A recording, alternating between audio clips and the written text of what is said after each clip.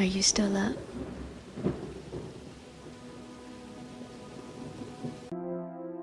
Here begins the interview with the devil. I have uncovered the secret code by which I can pick up your thoughts. I have come to ask you some very plain questions. I demand that you give me direct and truthful answers. Are you ready for the interview, Mr. Devil? Yes, I am. But you must address me with more respect. During this interview, you will address me as Your Majesty. By what right do you demand such royal respect? You should know I control 98% of the people of your world. Do you not think that entitles me to rate as royalty? Have you proof of your claim? Yes, plenty of it. Of what does your proof consist? Of many things. If you want answers, you will address me as Your Majesty. Some things you will understand, some you will not. In order that you may get my viewpoint, I shall describe myself and correct the false notions people have of me and my place of abode. That is a fine idea, Your Majesty. Start by telling me where you live, then describe your physical appearance. My physical appearance? Why, my dear Mr. Earthbound, I have no physical body. I would be handicapped by such an encumbrance as those in which you earthbound creatures live. I consist of negative energy, and I live in the minds of people who fear me. I also occupy 1/2 of every atom of physical matter and every unit of mental and physical energy. Perhaps you will better understand my nature if I tell you I am the negative portion of the atom. Oh, I see what you are preparing to claim. You are laying the foundation to say that if it were not for you, there would be no world, no stars, no electrons, no atoms, no human beings, nothing. Is that correct? True. Absolutely true. Well, if you only occupy 1/2 of energy and matter, who occupies the other half? The other half is occupied by my opposition. Opposition? What do you mean? The opposition is what you earthbound call God. So you have the universe divided up with God. Is that your claim? Not my claim, but the actual fact. Before this interview is finished, you will understand why my claim is true. You will also understand why it has to be true, or there could be no world such as yours, no earthbound creatures such as you. I am no beast with a forked tongue and a spiked tail. But you do control the minds of 98 out of every 100 people. You said so yourself. Who causes all the misery in this 98% devil-controlled world if you do not? I have not said that I do not cause all the misery of the world. On the other hand, I boast of it. It is my business to represent the negative side of everything, including the thoughts of you earthbound people. How else could I control people? My opposition controls positive thought.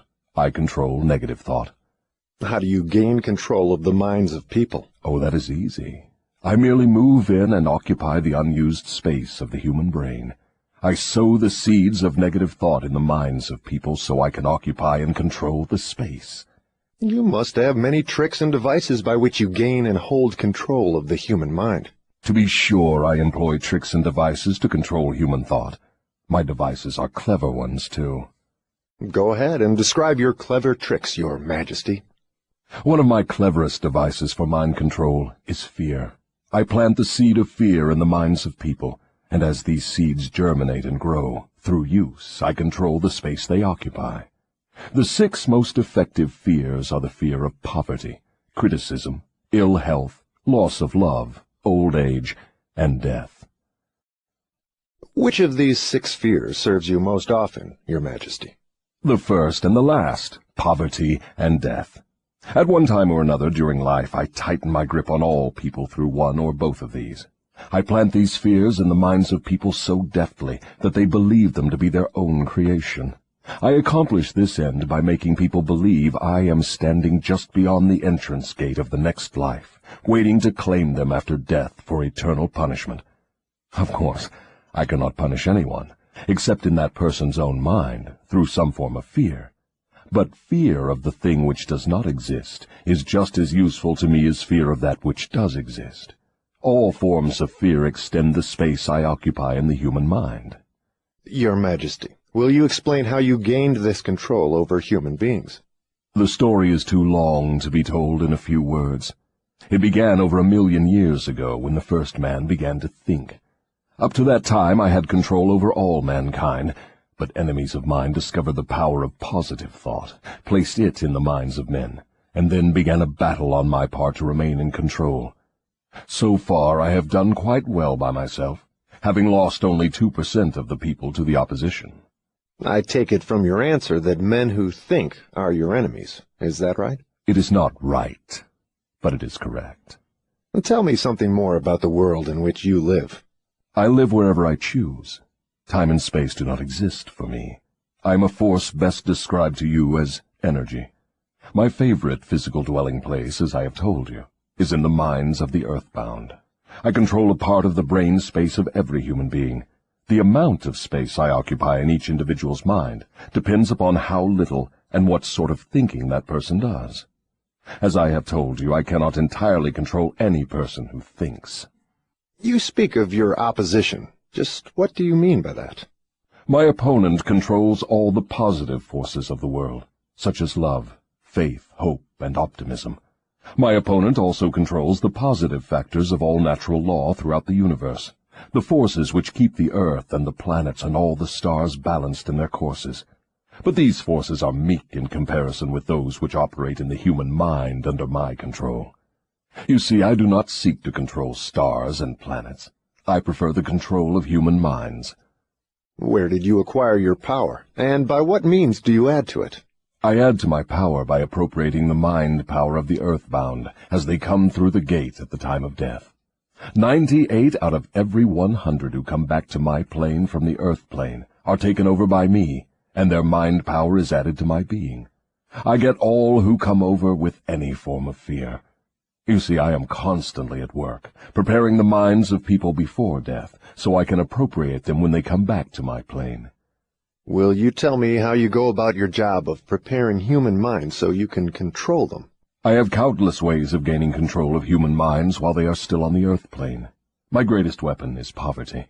I deliberately discourage people from accumulating material wealth, because poverty discourages men from thinking and makes them easy prey for me.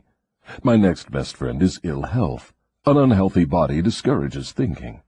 Then I have countless thousands of workers on earth who aid me in gaining control of human minds. I have these agents placed in every calling.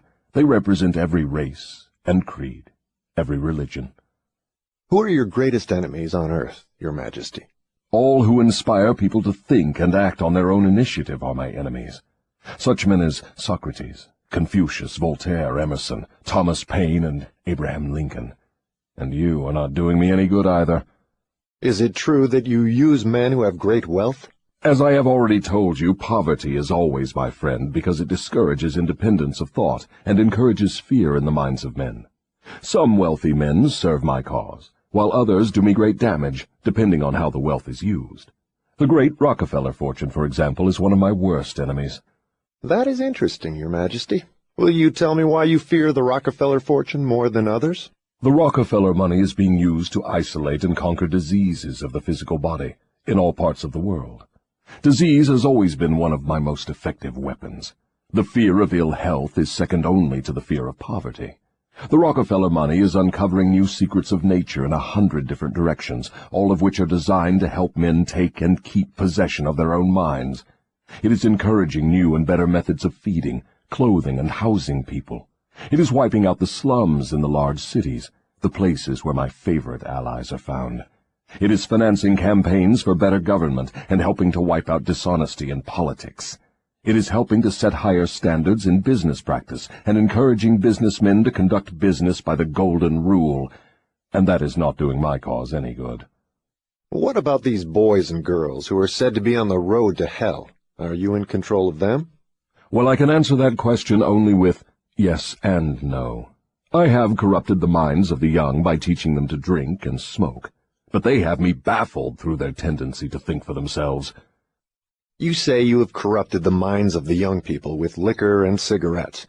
I can understand how liquor might destroy the power of independent thought, but do not see what cigarettes have to do with helping your cause. You may not know it, but cigarettes break down the power of persistence. They destroy the power of endurance. They destroy the ability to concentrate. They deaden and undermine the imaginative faculty, and help in other ways to keep people from using their minds most effectively. Do you know I have millions of people, young and old of both sexes, who smoke 2 packages of cigarettes a day? That means I have millions of people who are gradually destroying their power of resistance. One day I shall add to their habit of cigarette smoking other thought-destroying habits, until I shall have gained control of their minds. Habits come in pairs, triplets, and quadruplets. Any habit which weakens one's willpower invites a flock of its relatives to move in and take possession of the mind. The cigarette habit not only lowers the power of resistance and discourages persistence, but it invites looseness in other human relationships. I never thought that cigarettes were a tool of destruction, Your Majesty, but your explanation throws a different light on the subject. How many converts to the habit do you now claim? I am proud of my record. Millions are now victims, and the number is increasing daily. Soon I shall have most of the world indulging in the habit. In thousands of families I now have followers of the habit, including every member of the family. Very young boys and girls are beginning to take up the habit. They are learning how to smoke by observing their parents and older brothers and sisters. Which do you consider to be your greater tool for gaining control of human minds, cigarettes or liquor? Without hesitation, I would say cigarettes. Once I get a young person to join my 2-package-a-day club, I have no trouble in inducing that person to take on the habit of liquor, overindulgence of sex, and all other related habits which destroy independence of thought and action. Your Majesty, when I began this interview, I had you all wrong. I thought you were a fraud and a fake, but I see now that you are quite real and very powerful. Your apology is accepted, but you need not have bothered. Millions of people have questioned my power, and I got most of them at the gate as they came over. I ask no person to believe in me. I prefer that people fear me. I am no beggar. I take what I want by cleverness and force. Begging people to believe is the business of my opposition, not mine. Your Majesty will please pardon my rudeness, but I would not be able to look myself in the face again if I did not tell you, here and now, that you are the damnedest fiend ever to be turned loose on innocent people. I always had the wrong conception of you. I thought you were kind enough to let people alone while they were living, that you merely tortured their souls after death. Now I learn from your own brazen confession that you destroy their right to freedom of thought and cause them to go through a living hell on earth. What do you have to say to that? I get what I want by exercising self-control. It is not so good for my own business, but I suggest you emulate me instead of criticizing me. You call yourself a thinker, and you are. Otherwise you would never have forced this interview on me. But you will never be the sort of thinker that frightens me unless you gain and exercise greater control over your own emotions. Let us get away from personalities. I came here to learn more about you, not to discuss myself. Please go ahead and tell me of the many tricks you have devised for gaining control of the human mind. What is your most powerful weapon just now? That is a difficult question to answer. I have so many devices for entering human minds and controlling them that it is difficult to say which are the most powerful. Right at the moment I am trying to bring about another world war. My friends here in Washington are helping me to involve America in the war. If I can start the world to killing on a wholesale basis, I shall be able to put into operation my favorite device for mind control. It is what you call mass fear. I used this device to bring about the other world war in 1914. I used it to bring about the economic depression in 1929. And if my opposition had not double-crossed me, I would now be in possession of every man, woman, and child in the world. You can see for yourself how near I came to world domination, the thing I have been struggling to attain for thousands of years. Yes, I see your point. Who wouldn't? You are a very ingenious manipulator of the minds of people. Is your devilish business carried on only through people of high position and great influence? Oh, no. I use the minds of people in all walks of life. As a matter of fact, I prefer the type of person who makes no pretense of thinking. I can manipulate that sort of person without difficulty. I could not control 98% of the people of the world if all people were skilled in thinking for themselves. I'm interested in the welfare of those people whom you claim to control. Therefore, I wish you to tell me all of the tricks by which you enter and control their minds. I want a complete confession from you, so begin with your cleverest trick. This is suicide you are forcing on me, but I am helpless. So settle down, and I will place in your hands the weapon by which millions of your fellow earthbound will defend themselves against me. Tell me first about your most clever trick, the one you use to ensnare the greatest number of people. If you force me to give away this secret, it will mean my loss of millions of people now living, and still greater numbers of millions as yet unborn. I beg of you, permit me to pass this one question unanswered.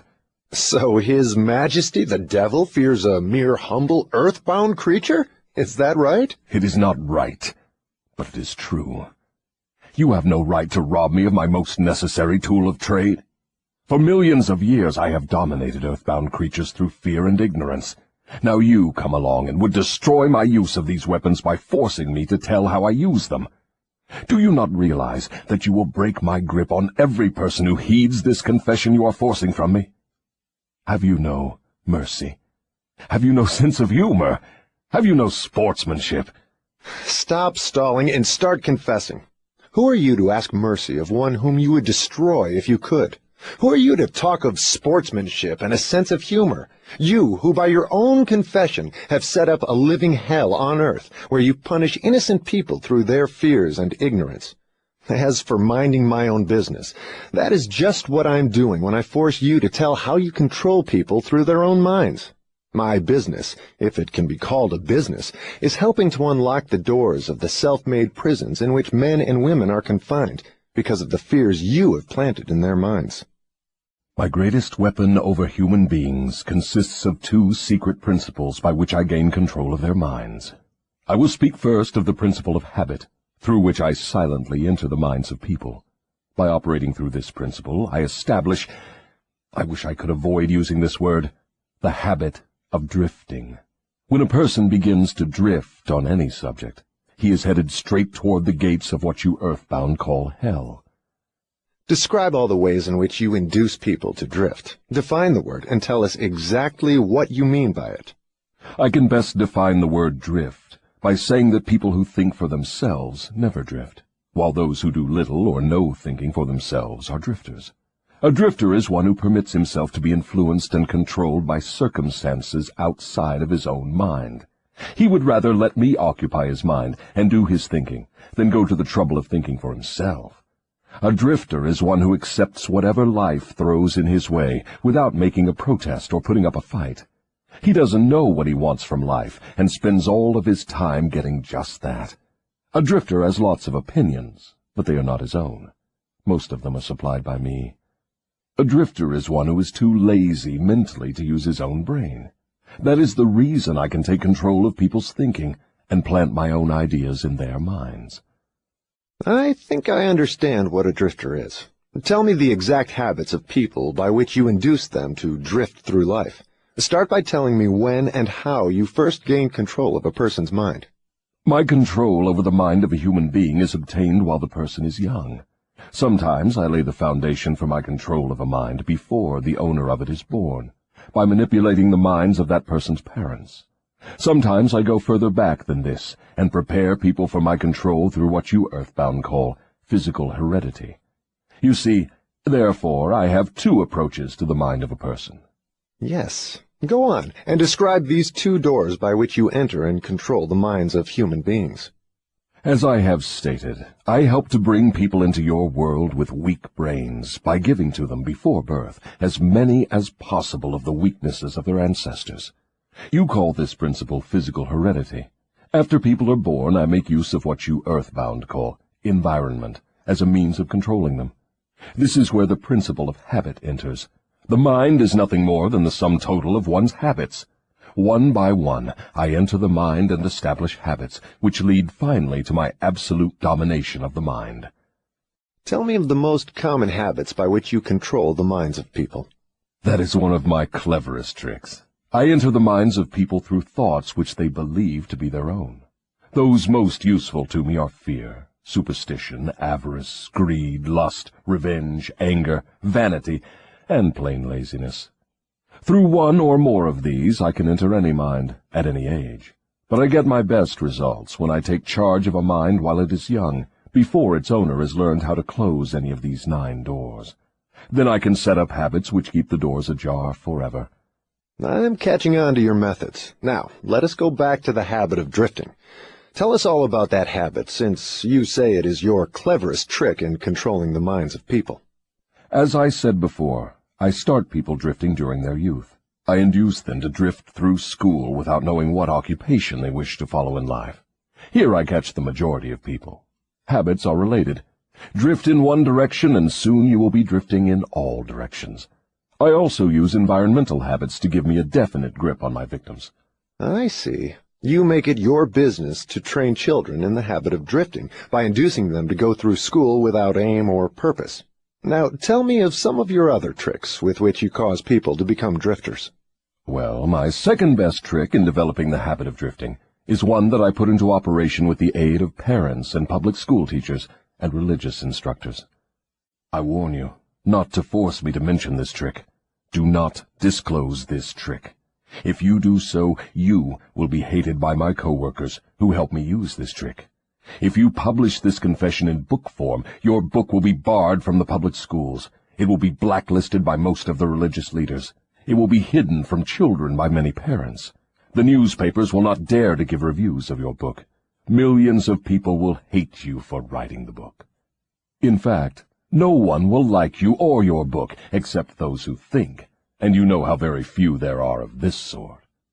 My advice to you is to let me skip the description of my second best trick. So, for my own good, you wish to withhold the description of your second best trick. No one will like my book except those who think, eh? Very well, go ahead and answer.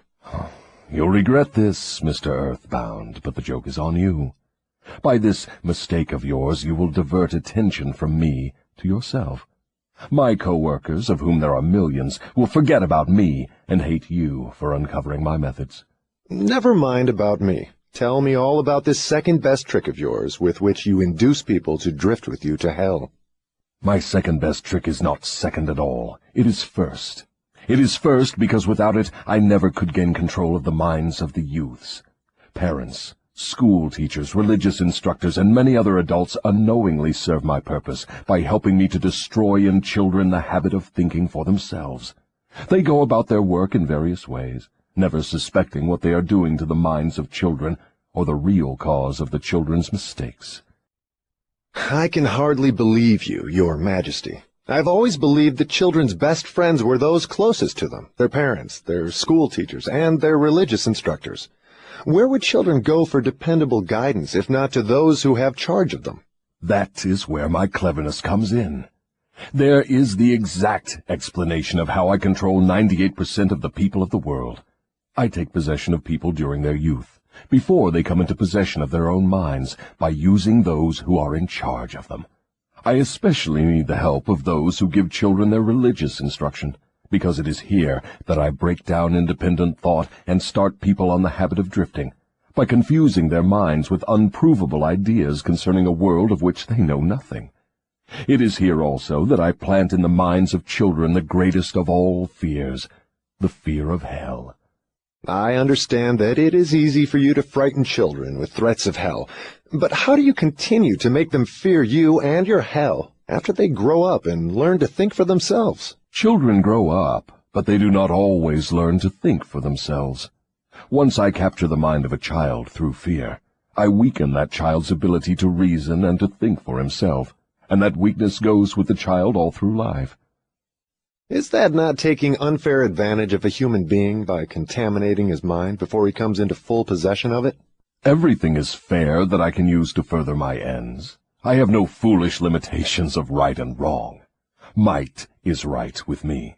I use every known human weakness to gain and keep control of the human mind. I understand your devilish nature. Now, let us get back to further discussion of your methods of inducing people to drift to hell here on earth.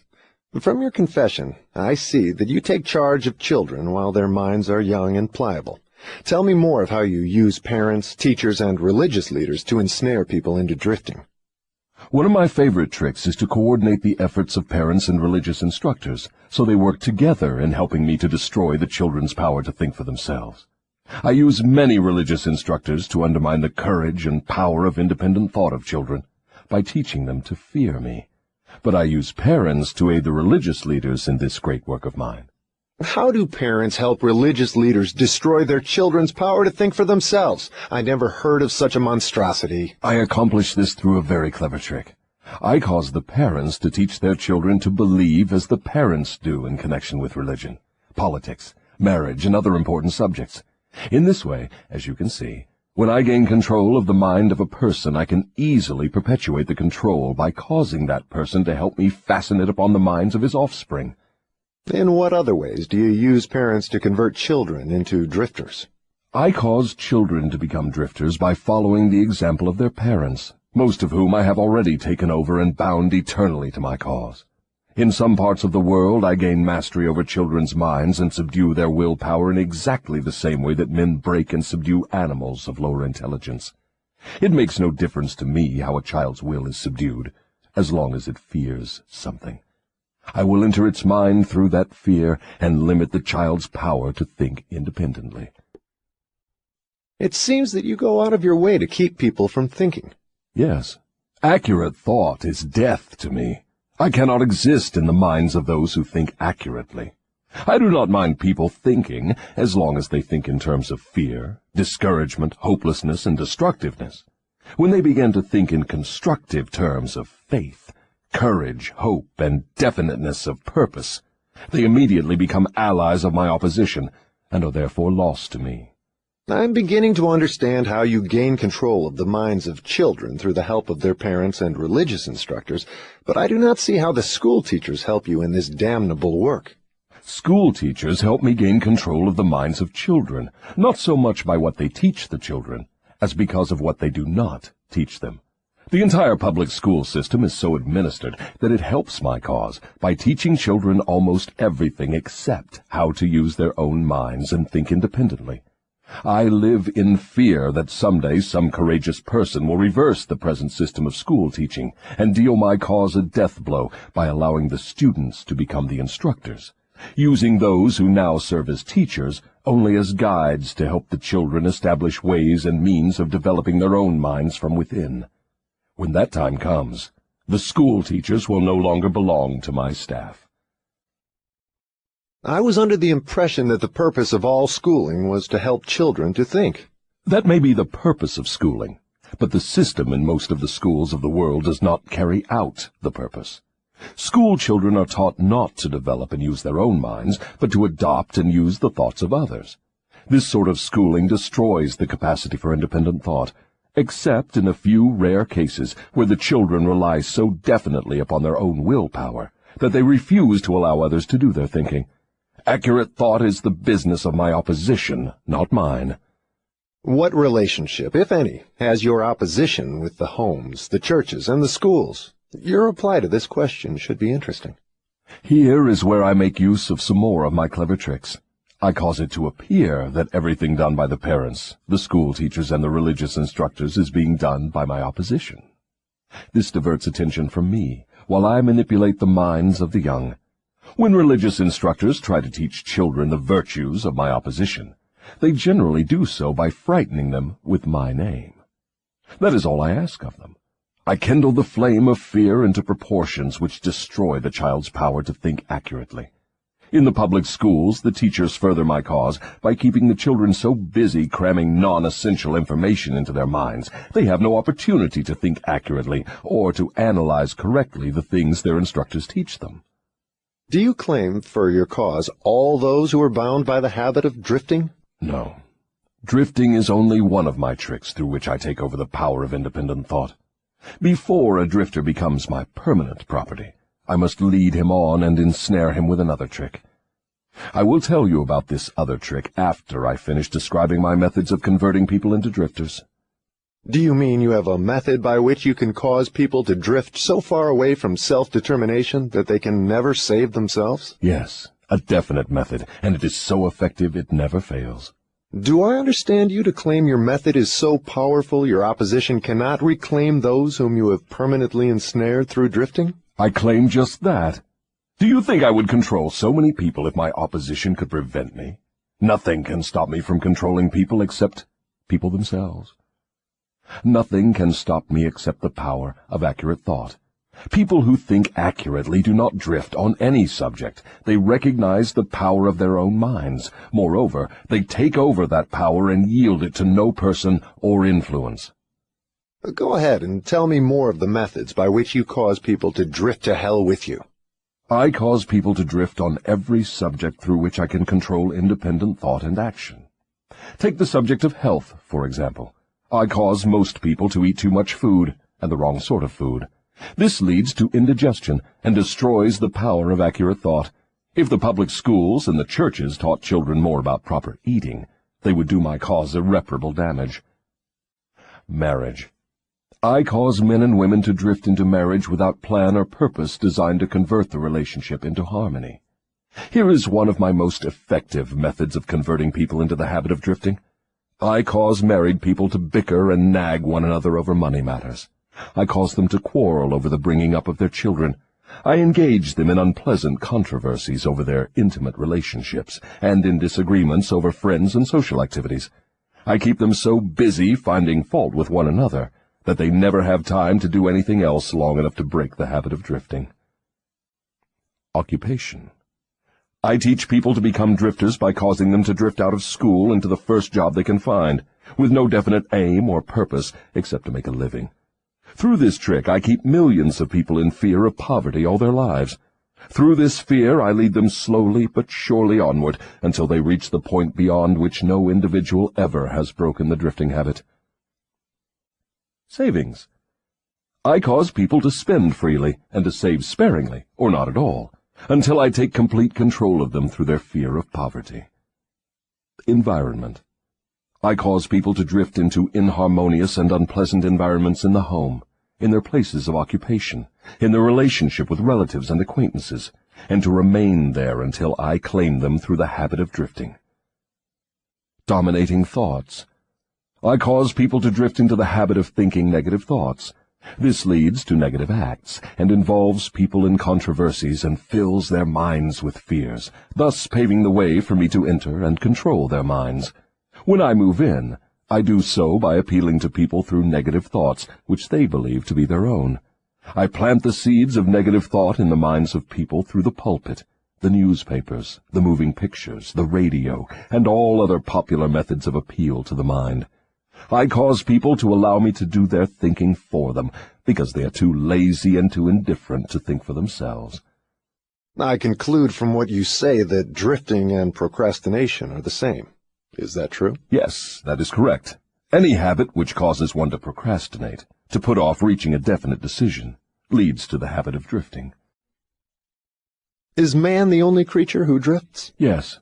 All other creatures move in response to definite laws of nature. Man alone defies nature's laws and drifts when he wills. Everything outside the minds of men is controlled by my opposition, by laws so definite that drifting is impossible.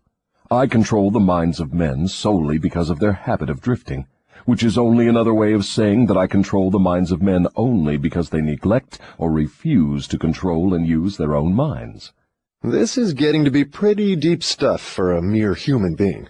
Let us get back to the discussion of something less abstract. Please tell me how this drifting habit affects people in the everyday walks of life, and tell me in terms the average person can understand. I would prefer to keep this interview up among the stars. No doubt you would. That would save you from being exposed. But let us come back to Earth. Tell me now what drifting is doing to us as a nation here in the United States. Frankly, I may as well tell you that I hate the United States as only the devil can hate. That is interesting. What is the cause of this hatred? The cause was born on July 4, 1776, when 56 men signed a document which destroyed my chances of controlling the nation. You know that document as the Declaration of Independence. Had it not been for the influence of that damnable document, I would now have a dictator running the country, and I would stop this right to free speech and independent thought that is threatening my rule on earth. Am I to understand from what you say that nations controlled by self-appointed dictators belong in your camp? There are no self-appointed dictators. I appoint them all. Moreover, I manipulate them and direct them in their work. Nations run by my dictators know what they want and take it by force. Look what I have done through Mussolini in Italy. Look what I am doing through Hitler in Germany. Look what I am doing through Stalin in Russia. My dictators run those nations for me because the people have been subdued through the habit of drifting.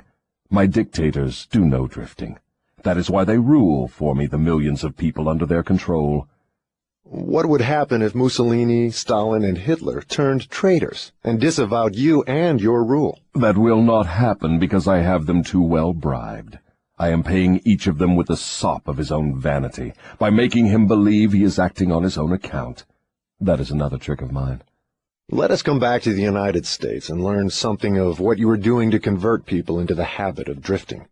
Right now I am paving the way for a dictatorship by sowing the seeds of fear and uncertainty in the minds of the people.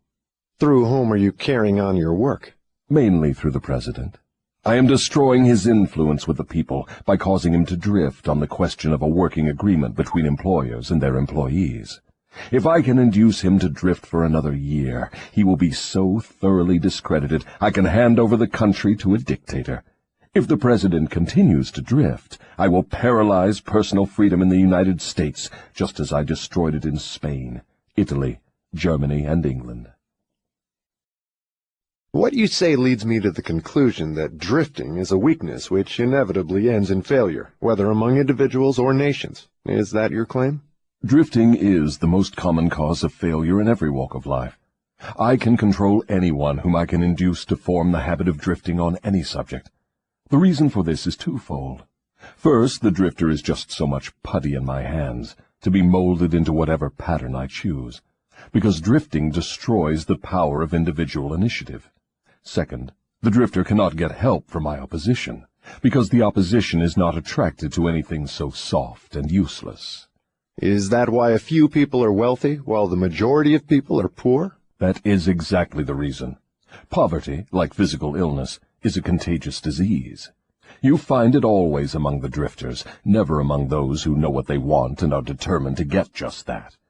It may mean something to you when I call your attention to the fact that the non-drifters, whom I do not control, and those who possess most of the wealth of the world, happen to be the same people. I have always understood that money was the root of all evil, that the poor and the meek would inherit heaven, while the wealthy would pass into your hands. What have you to say of that claim? Men who know how to get the material things of life generally know how to keep out of the hands of the devil as well. The ability to acquire things is contagious. Drifters acquire nothing except that which no one else wants. If more people had definite aims and stronger desires for material and spiritual riches, I would have fewer victims. I assume, from what you say, that you do not claim fellowship with the industrial leaders. Evidently, they are not friends of yours? Friends of mine. I'll tell you what sort of friends of mine they are. They have belted the entire country with good roads, thus bringing into close communion the people of both city and country. They have converted ores into steel, with which they have built the skeletons of great skyscrapers. They have harnessed electrical power and converted it into 1,000 uses, all designed to give man time to think. They have provided through the automobile personal transportation to the humblest citizen, thus giving to everyone the freedom of travel. They have provided every home with instantaneous news of what is happening in all parts of the world through the aid of the radio. They have reared libraries in every city, town, and hamlet, and have filled them with books, giving to all who read a complete outline of the most useful knowledge mankind has gathered from his experiences. They have given the humblest citizen the right to express his own opinion on any subject, at any time, anywhere, without fear of molestation. And they have seen to it that every citizen may help make his own laws, levy his own taxes, and manage his own country through the ballot.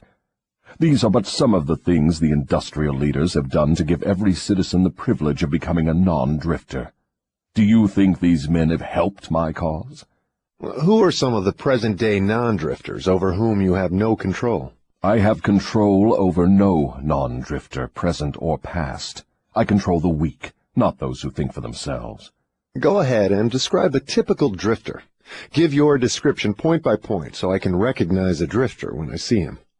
The first thing you will notice about a drifter is his total lack of a major purpose in life. He will be conspicuous by his lack of self-confidence. He will never accomplish anything requiring thought and effort. He spends all he earns, and more, too, if he can get credit. He will be sick or ailing from some real or imaginary cause, and calling to high heaven if he suffers the least physical pain. He will have little or no imagination. He will lack enthusiasm and initiative to begin anything he is not forced to undertake, and he will plainly express his weakness by taking the line of least resistance whenever he can do so. He will be ill-tempered and lacking in control over his emotions.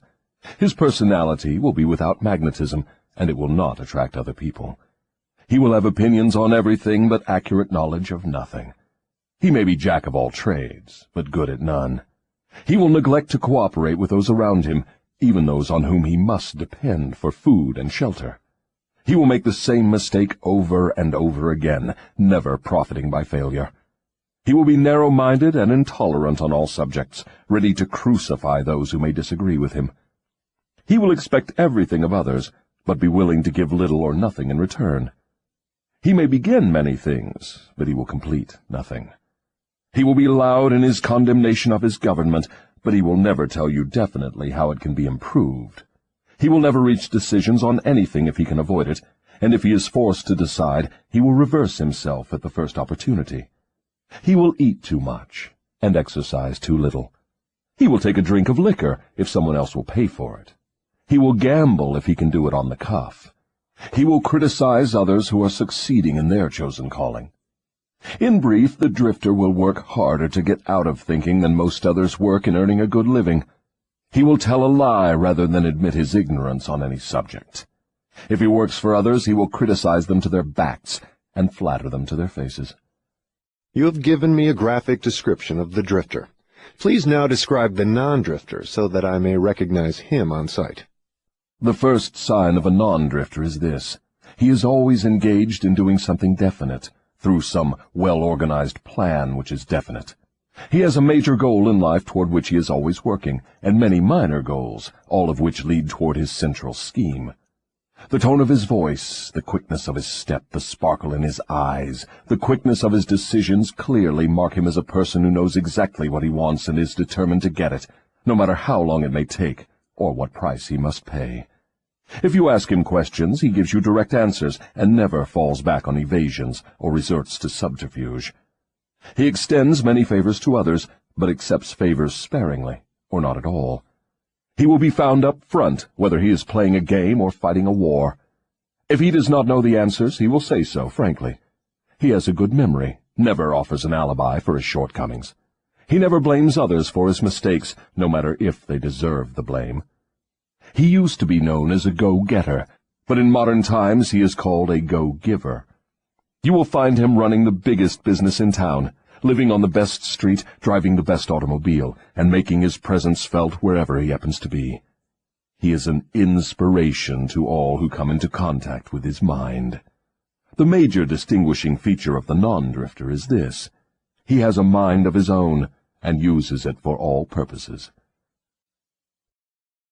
Is the non-drifter born with some mental, physical, or spiritual advantage not available to the drifter? No. The major difference between the drifter and the non-drifter is something equally available to both. It is simply the prerogative right of each to use his own mind and think for himself. What brief message would you send to the typical drifter if you wished to cure him of this evil habit? I would admonish him to wake up and give. Give what?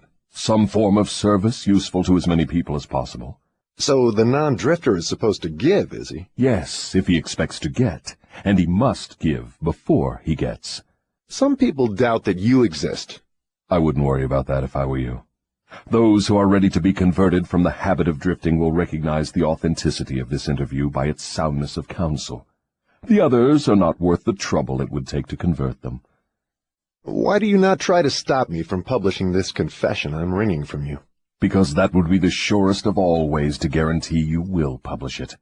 I have a better plan than trying to suppress publication of my confession. I will urge you to go ahead with the publication, then sit back and watch you suffer when some of my faithful drifters begin to make things hot for you. I will not need to deny your story. My followers will do that for me. See if they don't. If this confession of yours stopped right here, your statement would be sound, but fortunately for millions of your victims who will gain their release because of your confession, this interview will continue until you have supplied me with the weapon by which you will eventually be restrained from domination of people through their fears and superstitions. Remember, Your Majesty, your confession has just begun. After I wring from you a description of the methods by which you control people, I will force you also to give the formula by which your control can be broken at will. It is true I shall not remain here long enough to defeat you, but the published word I leave behind me will be deathless, because it will consist of truth. You fear the opposition of no individual, because you know it will be short, but you do fear truth. You fear truth and nothing else, for the reason it is slowly but definitely giving human beings freedom from all manner of fear. Without the weapon of fear, you would be helpless and entirely unable to control any human being. Is that true or false? I have no alternative but to admit that what you say is true. Now that we understand each other, let us go ahead with your confession. But before we continue, I may as well take time out to do a little boasting on my own account, now that you have had your fling at it. I will confine myself to one question, the answer to which will give me all the satisfaction I want. Is it not true that you control only the minds of those who have allowed the drifting habit to be fixed upon them? Yes, that is true. I have already admitted this truth in a dozen or more different ways. Why do you tantalize me by repeating the question? There is power in repetition. I'm forcing you to repeat the highlights of your confession in as many different ways as possible, so your victims may check this interview and determine its soundness by their own experiences with you. That is one of my little tricks. Do you approve of my method? You couldn't be setting a trap for me for the purpose of doing some more boasting, could you? I am asking the questions, and you are doing the answering. Go ahead now and confess why you are powerless to stop me from forcing this confession from you. I want your confession for aid and comfort to victims of yours whom I intend to release from your control the moment they read your confession. I am powerless to influence or control you, because you have found the secret approach to my kingdom. You know that I exist only in the minds of people who have fears. You know that I control only the drifters who neglect to use their own minds. You know that my hell is here on earth, and not in the world that comes after death. And you know also that drifters supply all the fire I use in my hell. You know that I am a principle or form of energy which expresses the negative side of matter and energy, and that I am not a person with a forked tongue and a spiked tail. You have become my master because you have mastered all your fears. Lastly, you know that you can release all of my earthbound victims whom you contact, and this definite knowledge is the blow with which you will deal me the greatest damage. I cannot control you because you have discovered your own mind, and you have taken charge of it. There now, Mr. Earthbound, that confession should feed your vanity to the bursting point. That last dart was unnecessary. Knowledge of the sort I have used to master you does not contaminate itself with vulgar indulgence and vanity. Truth is the one and only thing in the world that can stand ridicule. Now let us continue with your confession. What is wrong with the principle of flattery? You use it, do you not? Do I use it? Man alive, flattery is one of my most useful weapons. With this deadly instrument I slay the big ones and the little ones. Your admission interests me. Go ahead now and tell me how you make use of flattery. I make use of it in so many ways it is difficult to know where to begin.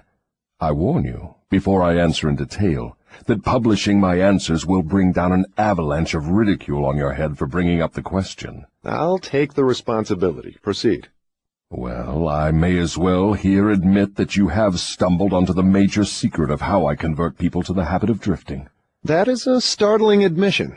Go ahead with your confession, and stick strictly to this subject of flattery. No more side remarks and no more facetiousness for the present. Tell me all about your use of flattery in gaining control over people. Flattery is a bait of incomparable value to all who wish to gain control over others. It has powerful pulling qualities because it operates through two of the most common human weaknesses, vanity and egotism. There is a certain amount of vanity and egotism in everyone.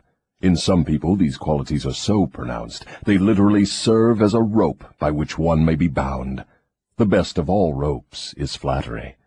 Flattery is the chief bait through which men seduce women. Sometimes, in fact, frequently, women use the same bait to gain control of men, especially men who cannot be mastered through sex appeal. I teach its use to both men and women. Flattery is the chief bait with which my agents weave their way into the confidence of people from whom they procure information needed to carry on warfare. Wherever anyone stops to feed his vanity on flattery, I move in and begin to build another drifter. Non-drifters are not easily flattered. I inspire people to use flattery in every human relationship where its use is possible, because those who are influenced by it become easy victims of the drifting habit. Can you control anyone who is amenable to flattery? Very easily. As I have already told you, flattery is of major importance in alluring people into the habit of drifting. At what age are people most susceptible to flattery? Age has nothing to do with one's susceptibility to flattery. People respond to it in one way or another from the time they become conscious of their own existence until they die. Through what motive can women be most easily flattered? Their vanity. Tell a woman she is pretty or that she wears clothes well. What motive is most effective in harpooning men? Egotism, with a capital E. Tell a man he has a strong Herculean body or that he is a great business tycoon, and he will purr like a cat and smile like an opossum. After that, you know what happens. Are all men like that? Oh, no. 2 out of every 100 have their egotism so thoroughly under control that even an expert flatterer couldn't get under their skins with a double-edged butcher knife. How does a cunning woman apply her art of flattery in attracting men? Great heavens, man, do I have to draw a picture of her method for you? Have you no imagination? Oh, yes, I have imagination enough, Your Majesty.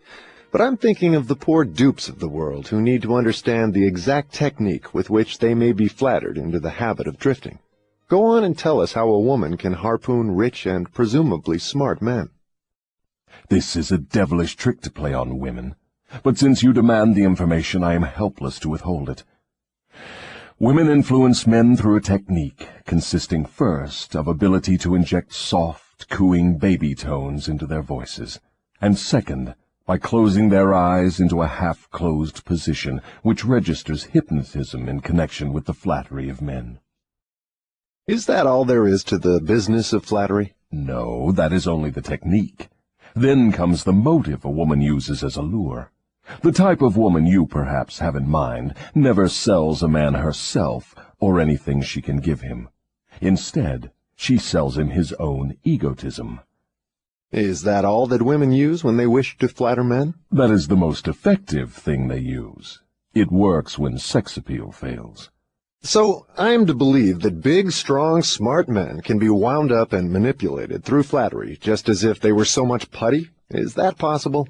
Is it possible? It is happening every minute of the day.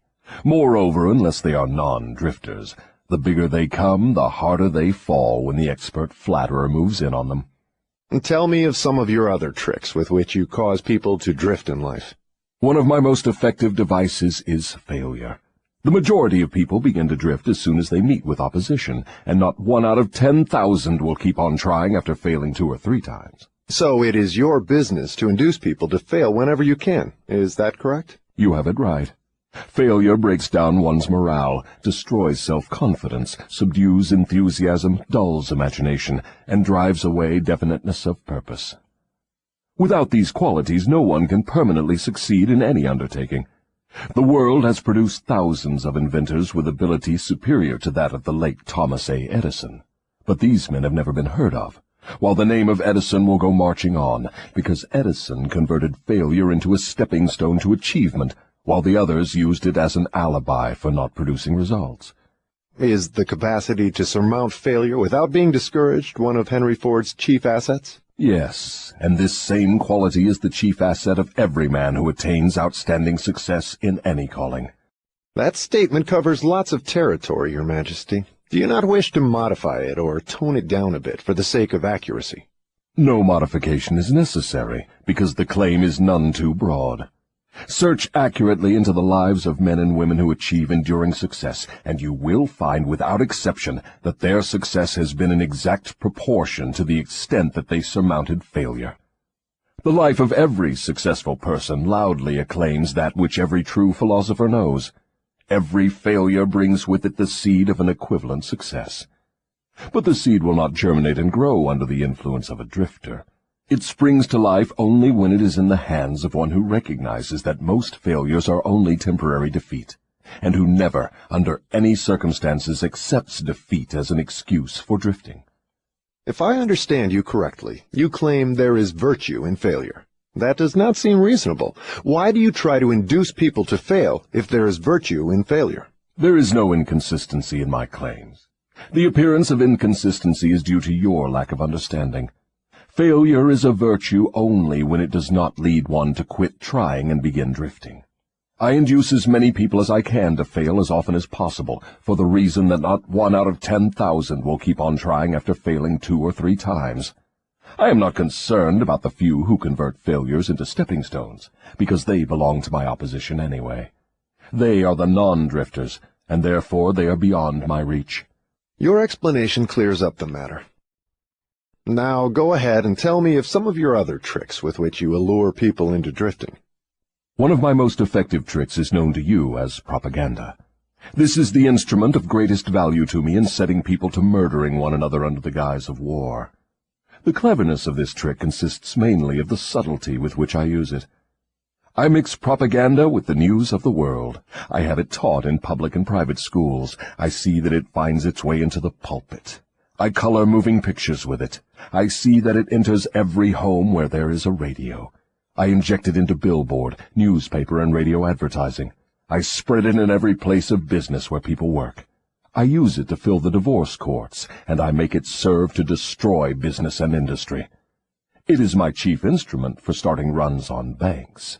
My propagandists cover the world so thoroughly that I can start epidemics of disease, turn loose the dogs of war, or throw business into a panic at will. If you can do all that you claim with propaganda, it is little wonder that we have wars and business depressions. Give me a simple description of what you mean by the term propaganda. Just what is it, and how does it work?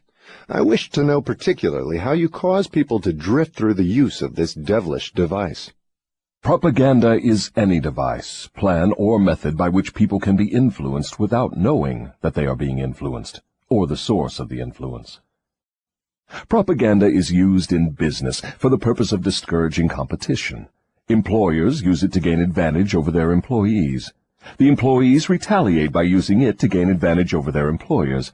In fact, it is used so universally and through such a smooth and beautiful streamlined technique that it looks harmless even when it is detected. I suppose some of your boys are now engaged in preparing the minds of the American people to drift into some form of dictatorship. Tell me how they work. Yes, millions of my boys are preparing Americans to become Hitlerized. My best boys are working through politics and labor organization. We intend to take over the country with ballots instead of bullets. Americans are so sensitive they would never stand the shock of seeing their form of government changed with the aid of machine guns and tank cars. So our propaganda boys are serving them a diet they will swallow by stirring up strife between employers and employees and turning the government against business and industry. When propaganda has done its work thoroughly, one of my boys will move in as dictator, and the 9 old men on your Supreme Court with their silly notions of the Constitution will move out. Everyone will be given a job or fed from the government treasury. When men's bellies are filled, they drift freely with one who does the filling. Hungry men get out from under control. I have often wondered who invented the clever trick which you call propaganda. From what you tell me of its source and nature, I understand why it is so deadly. Only one as clever as your Majesty could have invented such a device with which to dull the reason, dethrone the will, and lure men into drifting. Why do you not use your powerful propaganda to gain control of your victims, instead of subduing them through fear and annihilating them through warfare? What is fear of the devil except propaganda? You have not observed my technique very carefully, or you would have seen that I am the world's greatest propagandist. I never attain an end by direct, open means which I can achieve through subterfuge and subtlety. What do you suppose I am using when I plant negative ideas in the minds of men, and gain control of them through what they believe to be their own ideas? What would you call that, except the cleverest of all forms of propaganda? Surely you are not going to tell me that you destroy people through their own help without their realizing what you are doing. That is exactly what I wish you to understand. Moreover, I will show you exactly how the trick is performed. Now we are getting somewhere. Exactly how do you convert human beings into propagandists and lure them into self-imprisonment? Give me the story with all its lurid details. This is the most important part of your confession, and I'm consumed with eagerness to gain control of your secret. I can hardly blame you for stalling about answering my question, because you know so well that your answer will snatch millions of innocent victims from your control. You also know that your answer will protect other countless millions of yet unborn people from being victimized by you. It is little wonder you are hedging about answering. Your deductions are correct. This part of my confession will do me more damage than all the remainder of it. Stating your headache in a better way, this part of your confession will save more millions of people from your control than all the remainder of it. All I can say is that you have me in a hell of a situation. Now you shall know how the millions of your victims feel. Let's have it. I make my first entry into an individual's mind by bribing him. What do you use as a bribe? I use many things, all of them pleasant things the individual covets. I use the same sort of bribes that individuals use when they bribe one another. That is, I use for bribes the things people most want. My best bribes are these: love, the thirst for sex expression, covetousness for money, the obsessive desire to gain something for nothing, gambling, vanity in women, egotism in men, desire to be the master of others, desire for intoxicants and narcotics, desire for self-expression through words and deeds, desire to imitate others, desire for the perpetuation of life after death, desire to be a hero or heroine, desire for physical food. That is an imposing list of bribes, Your Majesty. Do you use others? Yes, plenty of them, but these are my favorites. Through some combination of them I can enter the mind of any human being at will at any age from birth until death. You mean that these bribes are the keys with which you can silently unlock the door to any mind you choose? That is exactly what I mean, and I can do it too. What happens when you enter the mind of a person who is not yet in the habit of drifting, but belongs in the 98% class as a potential drifter? I go to work immediately to occupy as much of that person's mind as I can master. If the individual's greatest weakness is the desire for money, I begin to dangle coins before him, figuratively speaking. I intensify his desire and induce him to go after money. Then when he gets near it, I snatch it away from him. This is an old trick of mine. After the trick has been repeated a few times, the poor fellow gives in and quits. Then I take over a little more space in his mind and fill it with the fear of poverty. That is one of my best mind fillers. Yes, I admit your method is very clever, but what happens if the victim fools you and gets his hands on a lot of money? You don't fill his mind with the fear of poverty then, do you? No, I don't. I take over the space by filling it with something which serves my purpose just as well. If the victim converts his desire for money into large sums, I start overfeeding him with the things he can buy with it. For example, I cause him to stuff himself with rich foods. This slows down his thinking capacity, endangers his heart, and starts him on the road to drifting. Then I pester him with intestinal poisoning through the surplus food he eats. That also slows down his thinking and gives him a nasty disposition. What if the victim is not a glutton? What other follies can you induce him to pick up that lead to drifting? If the victim is a male, I can usually snare him through his sex appetite. Overindulgence in sex starts more men to drifting toward failure than all other causes combined. So food and sex are two of your surefire baits. Is that correct? Yes. With these two lures, I can take over a majority of my victims. And then there is the desire for money. I'm beginning to think that wealth is more dangerous than poverty, if your story is to be believed. That altogether depends on who has the wealth and how it was acquired. What has the manner in which money is acquired to do with its being a blessing or a curse? Everything. If you don't believe me, take a look at those who acquire a large amount of money quickly, without time to get wisdom along with it, and observe how they use it. Why do you suppose rich men's sons seldom equal the achievements of their fathers? I'll tell you why. It is because they have been deprived of the self-discipline which comes from being forced to work. Look into the records of moving picture stars or athletes who suddenly find themselves in possession of big money and hero worship and praise from the public. Observe how quickly I move in and take them over in many cases, mainly through sex, gambling, food, and liquor. With these, I catch and control the biggest and the best of people as soon as they get their hands on big money. What about those who acquire money slowly, by rendering some form of useful service? Are they easily snared too? Oh, I get them all right, but I generally have to change my bait. Some of them want one thing and others want something else. Where my purpose is best served, I see to it that they get what they want most, but I manage to wrap in the package something they don't want. The thing I give them is the definite thing that makes them drifters. Do you see how I work? And very clever work it is. You lure people on through their natural desires, but you slip your deadly poison into the object of those desires wherever you can. Now you are catching on. You see, I play both ends against the middle, so to speak. From all you say, I infer that you cannot induce a non-drifter to help you gain control of his mind by baiting him with your bribes. Is that correct? That is exactly correct. I can, and I do, interest non-drifters in my bribes, because I use for the purpose of bribery the things all people naturally desire. But the non-drifter resembles a fish that steals the bait from your hook, but refuses to take the hook. The non-drifter takes from life whatever he wants, but he takes it on his own terms. The drifter takes whatever he can get, but he takes what he gets on my terms. Stating the matter in another way, the non-drifter borrows money from a legitimate banker if he wants it, and pays a legitimate rate of interest. The drifter goes to the pawn shop, hawks his watch, and pays a suicidal rate of interest for his loan. So I draw from your claims the conclusion that your hand is mixed up somehow in all of people's troubles and miseries, even though your presence may not be visible.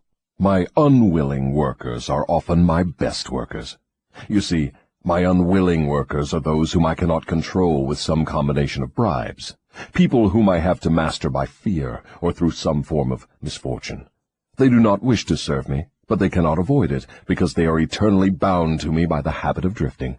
Now I am beginning to better understand your technique.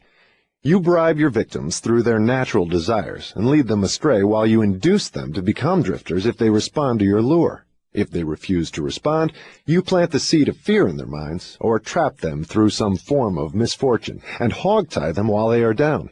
Is that your method? That is exactly the way I work. Clever, don't you think? Which do you prefer to serve as your propagandists, the young or the old? The young, of course. They can be influenced by most bribes more easily than people of mature judgment. Moreover, they have longer to remain in my service. Your Majesty has given me a clear description of drifting. Tell me what must be done to ensure against the habit of drifting. I want a complete formula that anyone can use.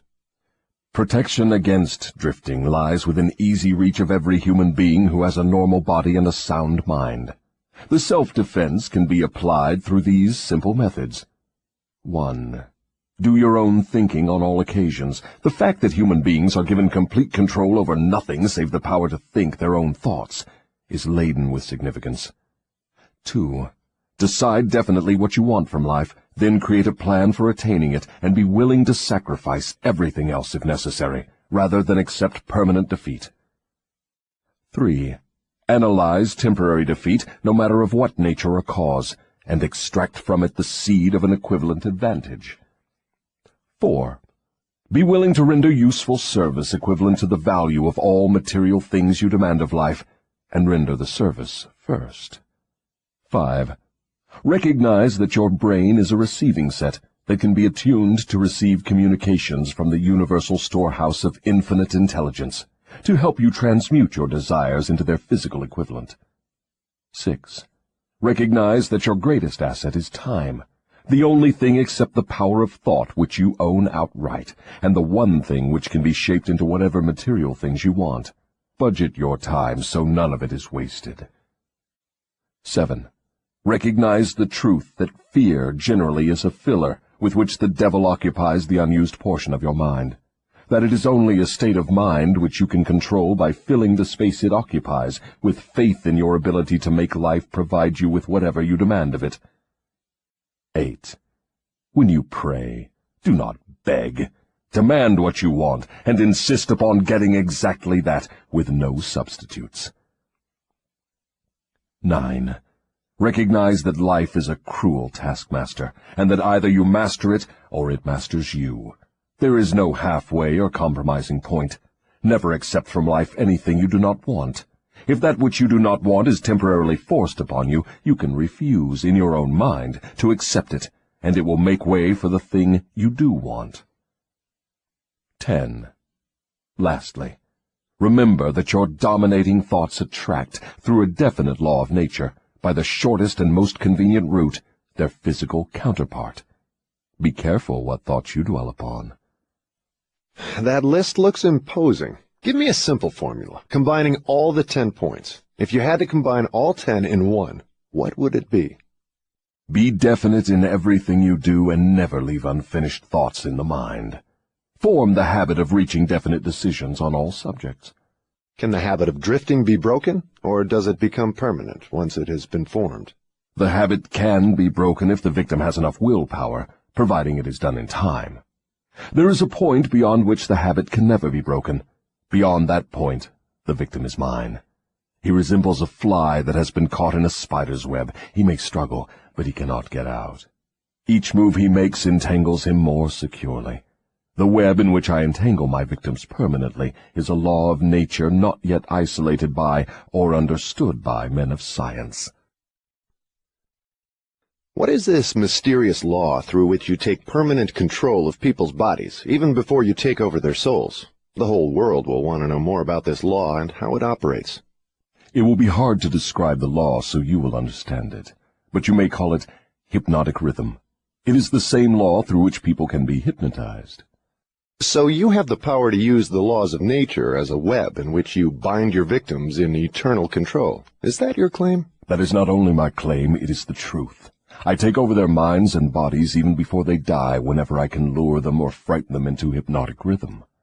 What is hypnotic rhythm? How do you use it to gain permanent mastery over human beings? I will have to go back into time and space and give you a brief, elementary description of how nature uses hypnotic rhythm. Otherwise, you will not be able to understand my description of how I use this universal law to control human beings. Go ahead, but keep your story confined to simple illustrations which come within the range of my own experience and knowledge of natural laws. Very well. I shall do my best. You, of course, know that nature maintains a perfect balance between all the elements and all the energy in the universe. You can see that the stars and the planets move with perfect precision, each one keeping its own place in time and space. You can see that the seasons of the year come and go with perfect regularity. You can see that an oak tree grows from an acorn, and a pine grows from the seed of its ancestor. An acorn never produces a pine, and a pine seed never produces an oak. These are simple things which anyone can understand. What one cannot see is the universal law through which nature maintains perfect balance throughout the myriad of universes. You, earthbound, caught a fragmentary glimpse of this great universal law when Newton discovered that it holds your earth in its position and causes all material objects to be attracted toward the center of the earth. He called the law gravitation. But he did not go far enough in his study of the law. If he had, he would have discovered that the same law which holds your earth in position and helps nature maintain a perfect balance over the 4 dimensions, in which all matter and energy are contained, is the web in which I entangle and control the minds of human beings. Tell me more of this astounding law of hypnotic rhythm. As I have already stated, there is a universal form of energy with which nature keeps a perfect balance between all matter and energy. She makes specialized use of this universal building material by breaking it up into different wavelengths. The breaking up process is carried on through habit. You will better understand what I am trying to convey if I compare it with the method by which one learns to play music. At first, the notes are memorized in the mind. Then they are related to one another through melody and rhythm. By repetition, the melody and rhythm become fixed in the mind. Observe how relentlessly the musician must repeat a tune before he masters it. Through repetition, the musical notes blend, and then you have music. Any impulse of thought that the mind repeats over and over through habit forms an organized rhythm. Undesirable habits can be broken, They must be broken before they assume the proportions of rhythm. Are you following me? Yes. Well, to continue, rhythm is the last stage of habit. Any thought or physical movement which is repeated over and over through the principle of habit finally reaches the proportion of rhythm. Then the habit cannot be broken, because nature takes it over and makes it permanent. It is something like a whirlpool in water. An object may keep floating indefinitely unless it is caught in a whirlpool. Then it is carried round and round, but it cannot escape. The energy with which people think may be compared with water in a river. So this is the way in which you take control of the minds of people, is it? Yes. All I have to do to gain control over any mind is to induce its owner to drift.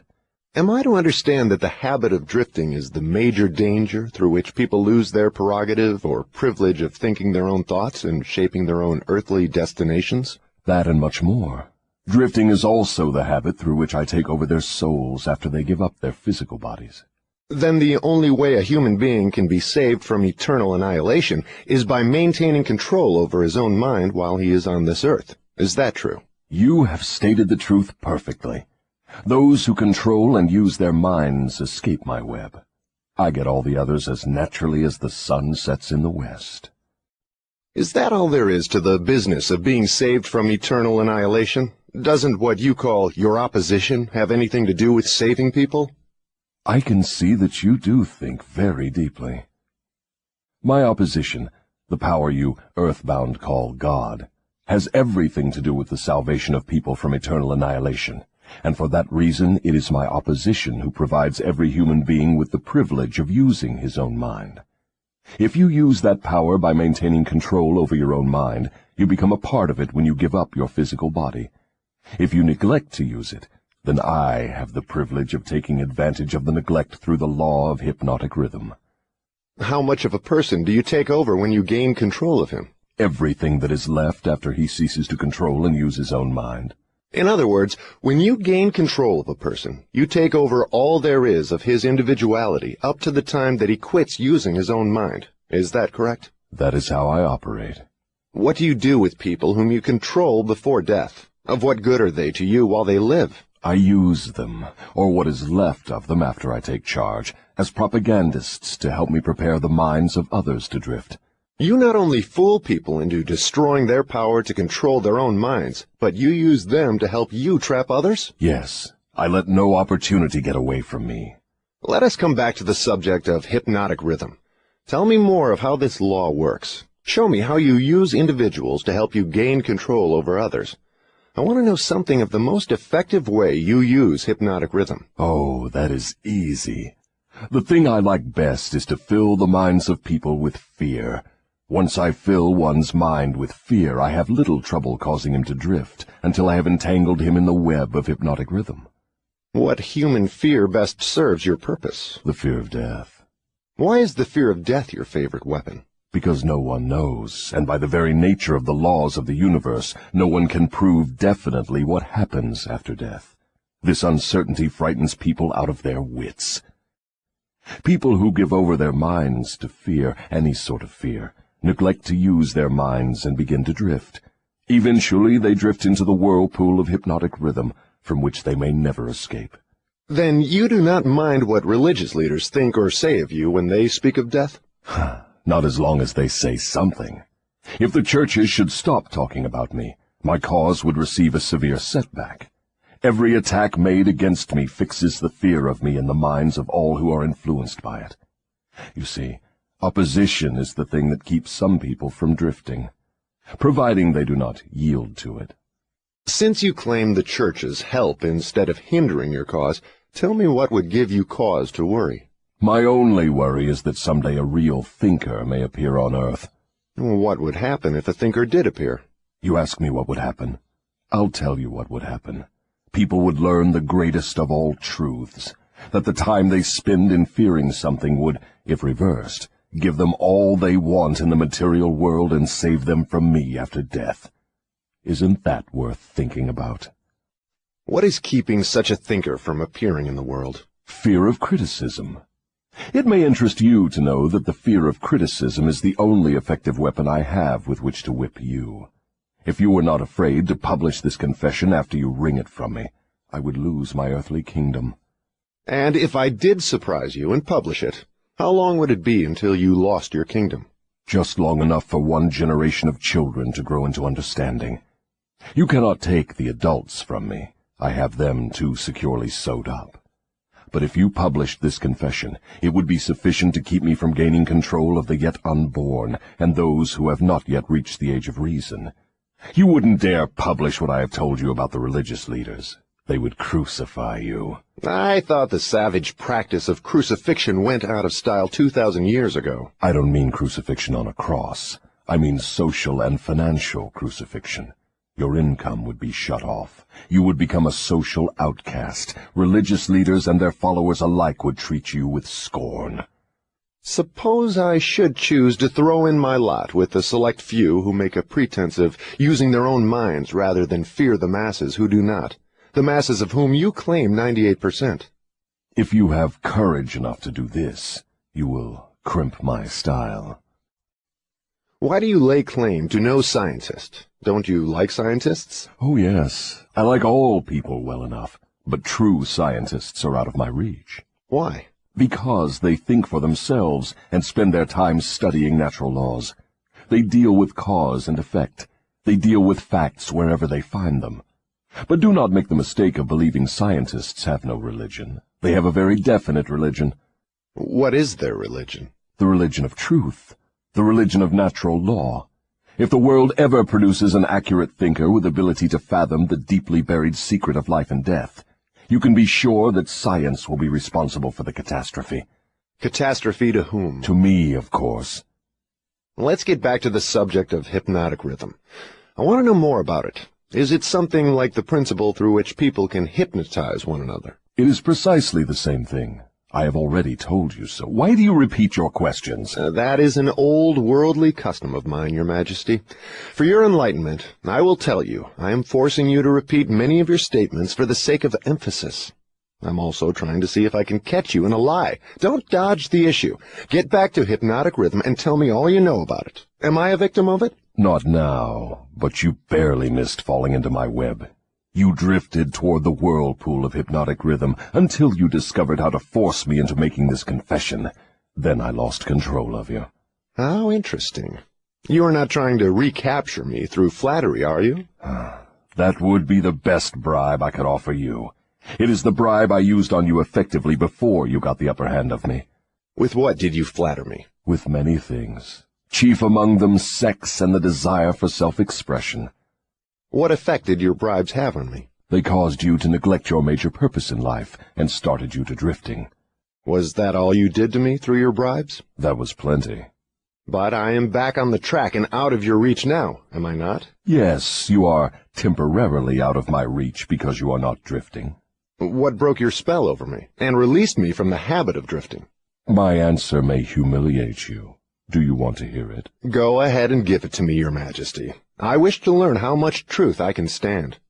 When you found a great love in the woman of your choice, I lost my grip on you.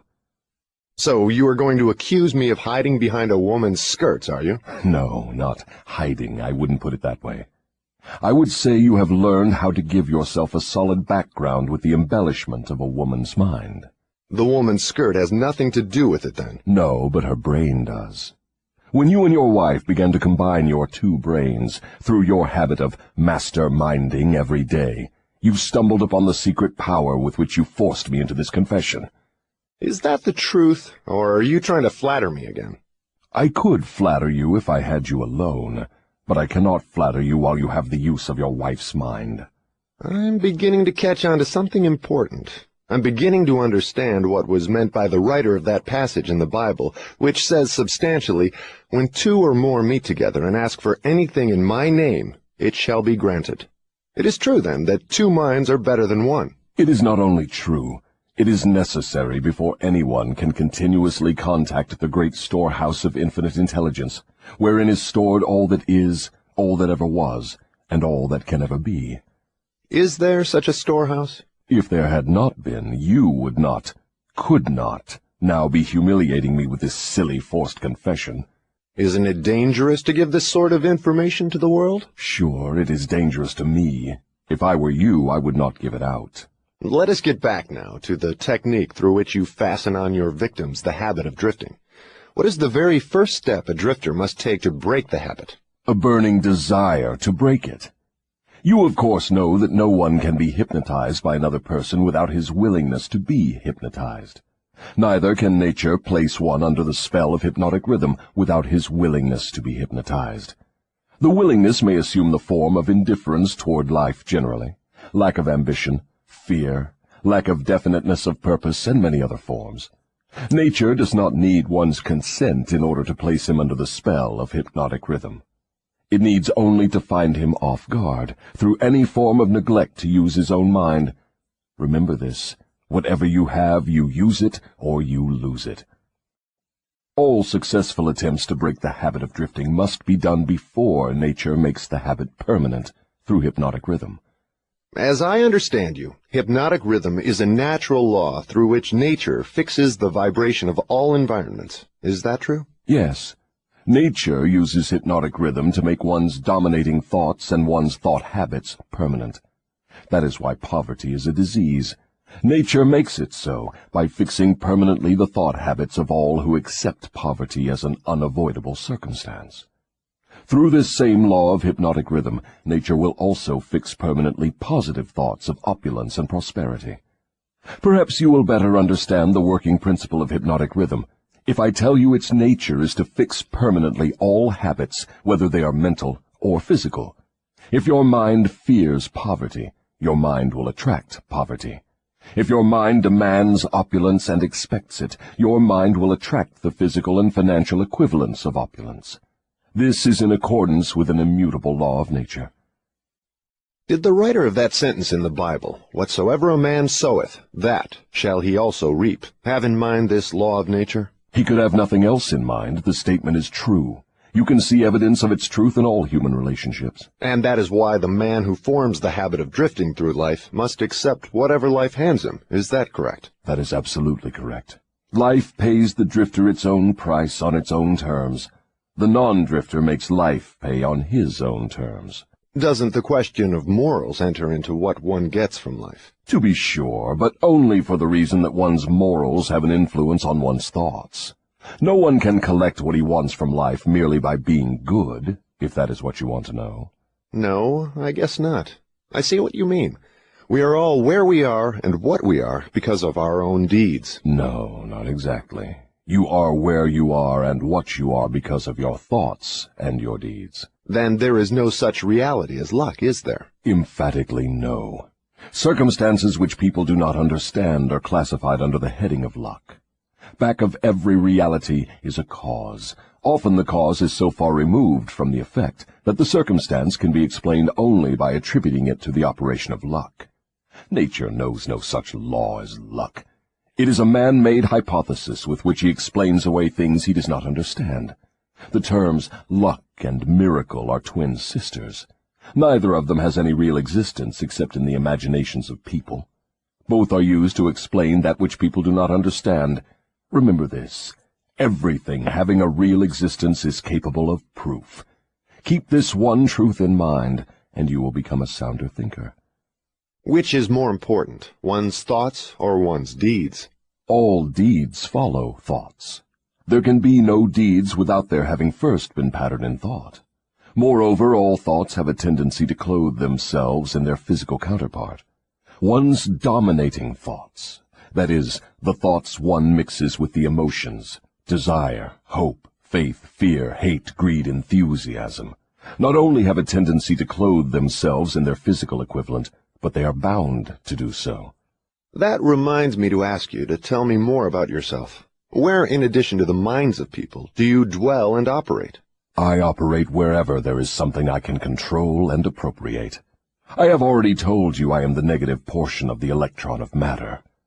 I am the explosion in lightning. I am the pain in disease and physical suffering.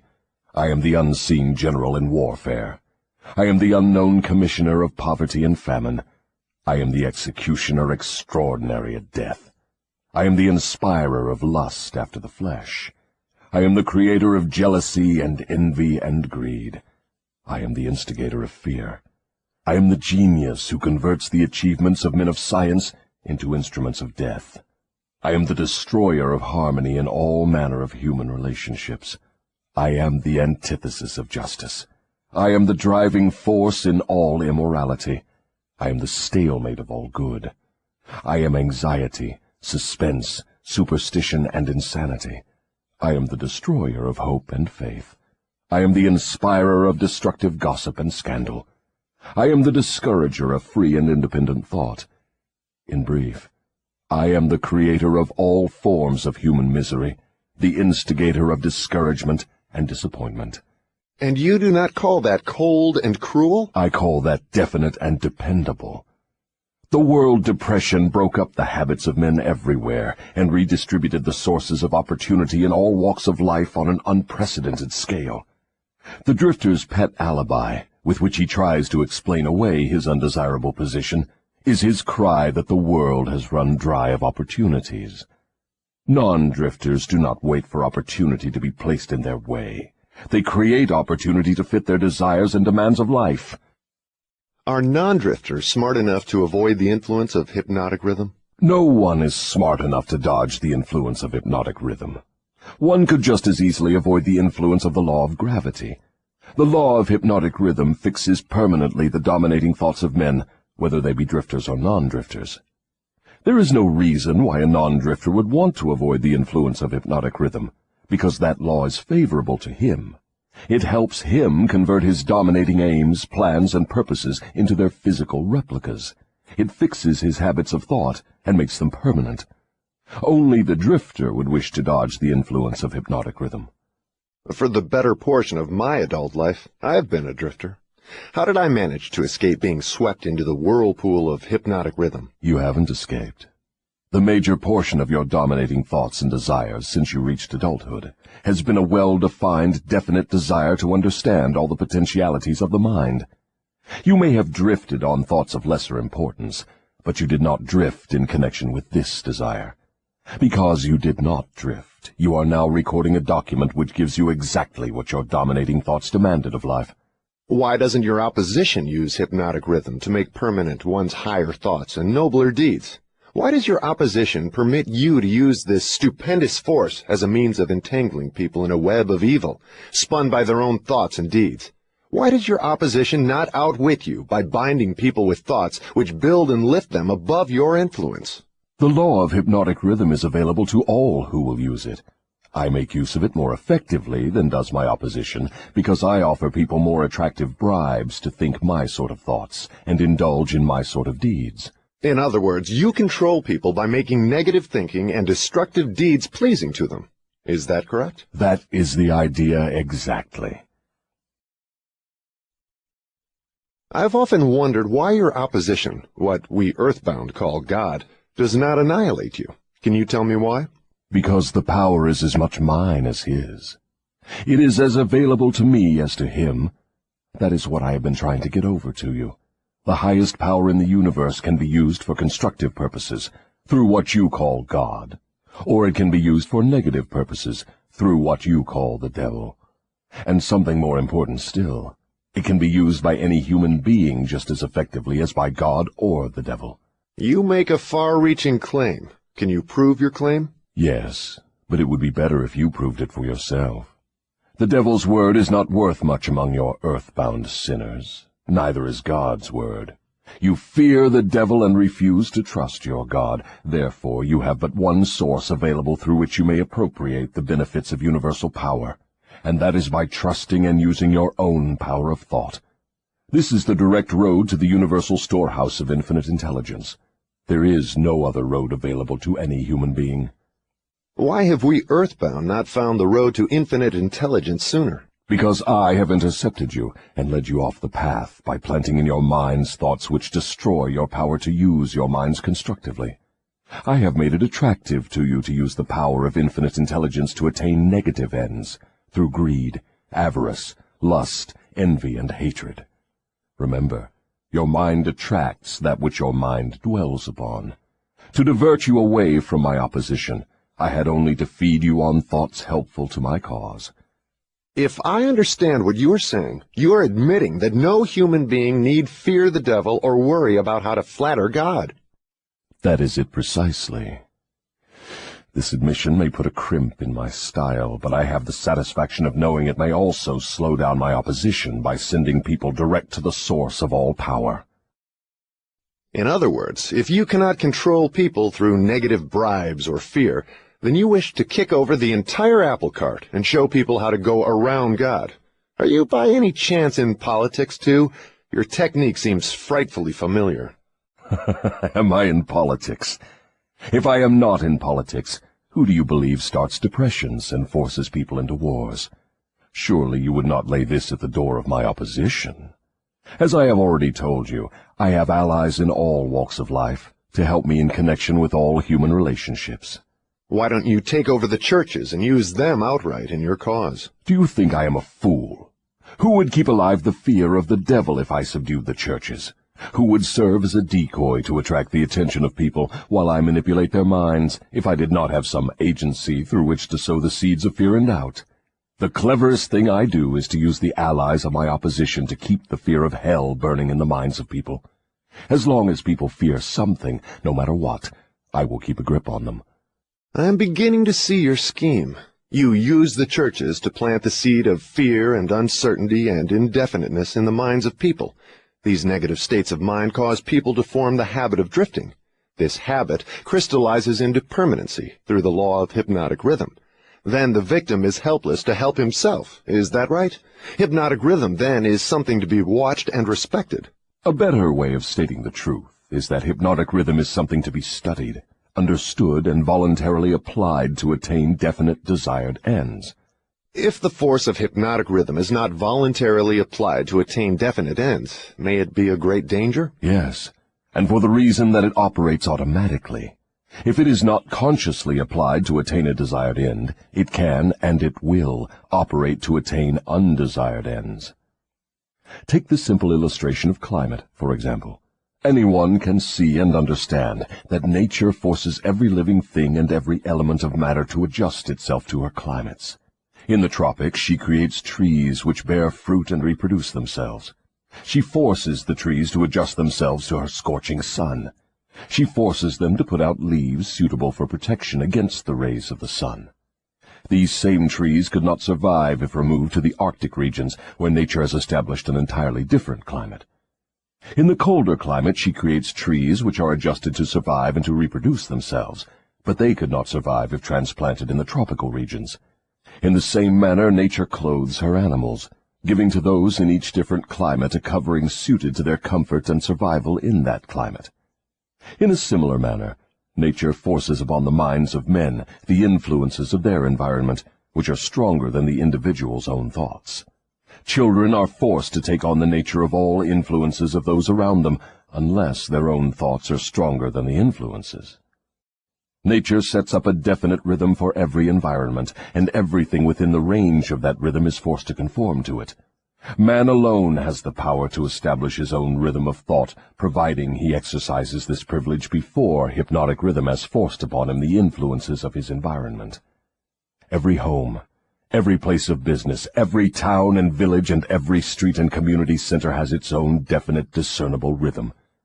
If you wish to know what a difference there is in the rhythms of streets, take a walk up Fifth Avenue in New York, and then down a street in the slums. All forms of rhythm become permanent with time. Does each individual have his own rhythm of thought? Yes, that is precisely the major difference between individuals. The person who thinks in terms of power, success, opulence, sets up a rhythm which attracts these desirable possessions. The person who thinks in terms of misery, failure, defeat, discouragement, and poverty attracts these undesirable influences. This explains why both success and failure are the result of habit.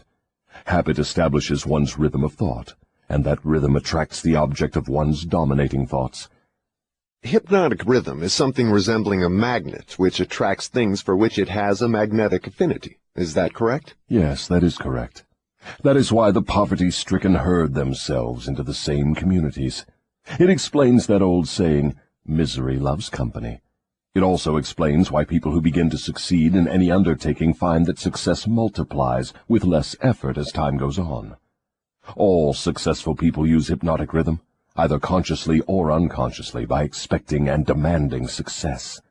The demand becomes a habit, hypnotic rhythm takes over the habit, and the law of harmonious attraction translates it into its physical equivalent. In other words, if I know what I want from life, demand it, and back my demand by a willingness to pay life's price for what I want, and refuse to accept any substitutes, the law of hypnotic rhythm takes over my desire and helps, by natural and logical means, to transmute it into its physical counterpart. Is that true? That describes the way the law works. Science has established irrefutable evidence that people are what they are because of heredity and environment. They bring over with them at birth a combination of all the physical qualities of all their numberless ancestors. After they arrive here, they reach the age of self-consciousness, and from there on, they shape their own personalities and more or less fix their own earthly destinations as the result of the environmental influences to which they are subjected, especially the influences which control them during early childhood. These two facts have been so well established, there's no room for any intelligent person to question them. How can hypnotic rhythm change the nature of a physical body, which is a combination of thousands of ancestors who have lived and died before one is born? How can hypnotic rhythm change the influence of one's environment? People who are born in poverty and ignorance have a strong tendency to remain poverty-stricken and ignorant all through life. What, if anything, can hypnotic rhythm do about this? Hypnotic rhythm cannot change the nature of the physical body one inherits at birth, but it can and it does modify change, control and make permanent one's environmental influences. If I understand what you mean, a human being is forced by nature to take on and become a part of the environment he chooses, or the environment that may be forced upon him? That is correct. But there are ways and means by which an individual may resist the influences of an environment he does not wish to accept, and also a method of procedure by which one may reverse the application of hypnotic rhythm from negative to positive ends. Do you mean that there is a definite method by which hypnotic rhythm can be made to serve instead of destroy one? I mean just that. Tell me how this astounding end may be attained. For my description to be of any practical value, it will be necessarily lengthy, because it will have to cover 7 principles of psychology which must be understood and applied by all who use hypnotic rhythm to aid them in forcing life to yield that which they want. Then break your description into 7 parts, each giving a detailed analysis of one of the 7 principles with simple instructions for its practical application. Your Majesty will now proceed to unfold the secrets of the 7 principles through which human beings may force life to provide them with spiritual, mental, and physical freedom.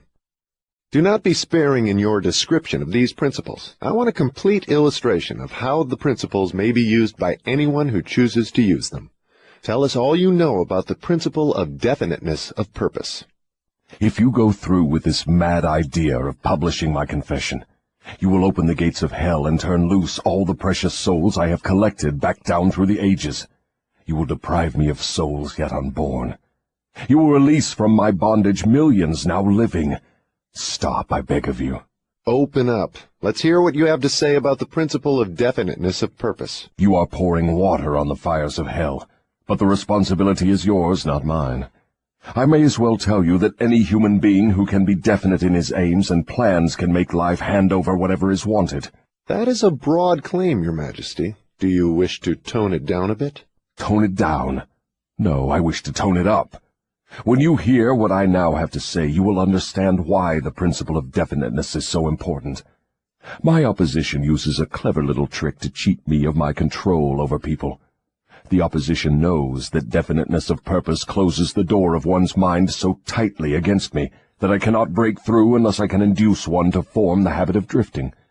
Why doesn't your opposition give your secret to all people by telling them to avoid you through definiteness of purpose? You have already admitted that 2 out of every 100 people belong to your opposition. Because I am more clever than my opposition. I draw people away from definiteness with my promises. You see, I control more people than my opposition because I am a better salesman and a better showman. I attract people by feeding them liberally of the thought habits in which they like to indulge. Is definiteness of purpose something with which one must be born, or may it be acquired? Everyone, as I have told you before, is born with the privilege of being definite, but 98 out of every 100 people lose this privilege by sleeping on it. The privilege of definiteness can be maintained only by adopting it as a policy by which one is guided in all the affairs of life. Oh, I see. One takes advantage of the principle of definiteness, just as one may build a strong physical body, through constant, systematic use. Is that it? You have stated the truth clearly and accurately. Now I think we are getting somewhere, Your Majesty. We have at long last found the starting point from which all who become self-determining in life must take off. We have discovered from your astounding confession that your greatest asset is man's lack of caution, which enables you to lead him into the jungle of indefiniteness through simple bribes. We have learned, beyond the question of doubt, that anyone who adopts definiteness of purpose as a policy and uses it in all of his daily experiences cannot be induced to form the habit of drifting. Without the aid of the drifting habit, you are powerless to attract people through promises. Is this correct? I couldn't have stated the truth more clearly myself. Go ahead now and describe how people neglect their privilege of being free and self-determining through indefiniteness and drifting. I have already made brief reference to this principle, but I will now go into more minute details as to how the principle works. I shall have to begin at the time of birth. When a child is born, it brings with it nothing but a physical body representing the evolutionary results of millions of years of ancestry. Its mind is a total blank. When the child reaches the age of consciousness and begins to recognize the objects of its surroundings, it begins also to imitate others. Imitation becomes a fixed habit. Naturally, the child imitates, first of all, its parents. Then it begins to imitate its other relatives and daily associates, including its religious instructors and school teachers. The imitation extends not merely to physical expression, but also to thought expression. If a child's parents fear me and express that fear within range of the child's hearing, the child picks up the fear through the habit of imitation and stores it away as part of its subconscious stock of beliefs. If the child's religious instructor expresses any form of fear of me, and they all do in one form or another, that fear is added to the similar fear passed to the child by its parents, and the two forms of negative limitation are stored away in the subconscious mind to be drawn upon and used by me later in life. In a similar way, the child learns by imitation to limit its power of thought by filling its mind with envy, hatred, greed, lust, revenge, and all the other negative impulses of thought which destroy all possibility of definiteness. Meanwhile, I move in and induce the child to drift until I bind its mind through hypnotic rhythm. Am I to understand from your remarks that you have to gain control of people while they are very young, or lose your opportunity at them altogether? I prefer to claim them before they come into possession of their own minds. Once any person learns the power of his own thoughts, he becomes positive and difficult to subdue. As a matter of fact, I cannot control any human being who discovers and uses the principle of definiteness. Is the habit of definiteness a permanent protection against your control? No, not by any means. Definiteness closes the door of one's mind to me only as long as that person follows the principle as a matter of policy. Once any person hesitates, procrastinates, or becomes indefinite about anything, he is just one step removed from my control. What has definiteness to do with one's material circumstances? I want to know if one may acquire power through definiteness of purpose without inviting destruction through the law of compensation. Your question limits my illustrations because there are so few people in the world who understand, and there have been so few in the past who understood, how to use definiteness of purpose without attracting to themselves the negative application of the law of compensation. Here you are forcing me to disclose one of my most prized tricks. I am bound to tell you that I eventually reclaim for my cause all who escape me temporarily through definiteness of purpose. The reclamation is made by filling the mind with greed for power and the love of egotistical expression, until the individual falls into the habit of violating the rights of others. Then I step in with the law of compensation and reclaim my victim. So I see from your admission that definiteness of purpose may be dangerous in proportion to its possibility as a power. Is that true? Yes, and what is more important, Every principle of good carries with it the seed of an equivalent danger. That is hard to believe. What danger, for example, can there be in the habit of love of truth? The danger lies in the word habit. All habits, save only that of the love of definiteness of purpose, may lead to the habit of drifting. Love for truth, unless it assumes the proportion of definite pursuit of truth, may become similar to all other good intentions. You know, of course, what I do with good intentions. Is love for one's relatives also dangerous? The love for anything or anyone, save only the love of definiteness of purpose, may become dangerous. Love is a state of mind which beclouds reason, saps willpower, and blinds one to facts and truth. Everyone who becomes self-determining and gains spiritual freedom to think his own thoughts must examine carefully every emotion that seems even remotely related to love. You may be surprised to know that love is one of my most effective baits. With it I lead into the habit of drifting those whom I could attract with nothing else. That is why I have placed it at the head of my list of bribes. Show me what any person loves most, and I will have my cue as to how that person can be induced to drift, until I bind him with hypnotic rhythm. Love and fear combined give me the most effective weapons with which I induce people to drift. One is as helpful to me as the other. Both have the effect of causing people to neglect to develop definiteness in the use of their own minds. Give me control over a person's fears, and tell me what he loves most, and you may as well mark that person down as my slave. Both love and fear are emotional forces of such stupendous potency that either may completely set aside the power of will and the power of reason. Without will and reason there is nothing left to support definiteness of purpose. But, Your Majesty, life would not be worth living if people never felt the emotion of love. Ah, you are right as far as your reasoning goes, but you neglected to add that love should be under one's definite control at all times. Of course, love is a desirable state of mind, but it also is a palliative, which may be used to limit or destroy reason and willpower, both of which rate above love in importance to human beings who want freedom and self-determination. I understand from what you say that people who gain power must harden their emotions, master fear, and subdue love. Is that correct? People who gain and maintain power must become definite in all their thoughts and all their deeds. If that is what you call hard, then they must become hard. Let us look into the sources of advantage of definiteness in the everyday affairs of life. Which is more apt to succeed, a weak plan applied with definiteness, or a sound, strong plan indefinitely applied? Weak plans have a way of becoming strong if definitely applied.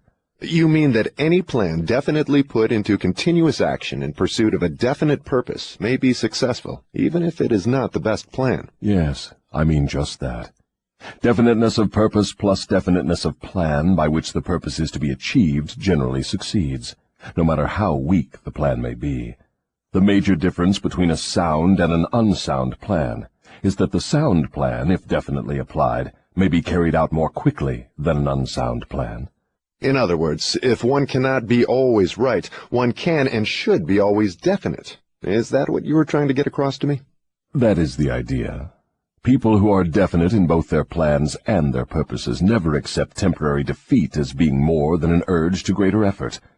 You can see for yourself that this sort of policy is bound to win if it is followed with definiteness. Can a person who moves with definiteness of both plan and purpose be always sure of success? No. The best of plans sometimes misfire.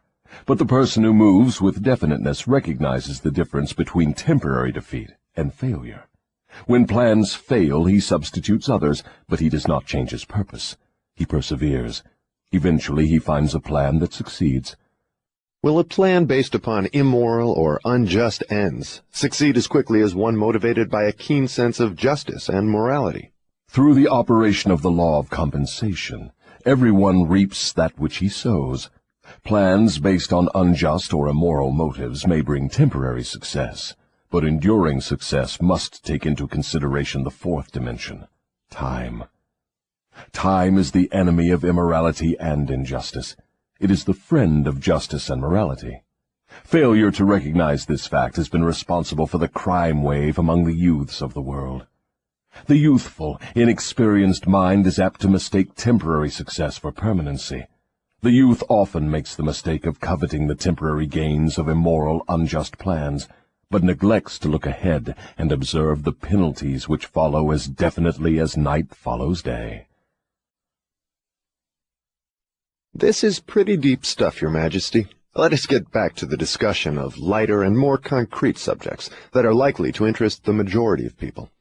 I'm interested in discussing the things that make people happy and miserable, rich and poor, sick and healthy.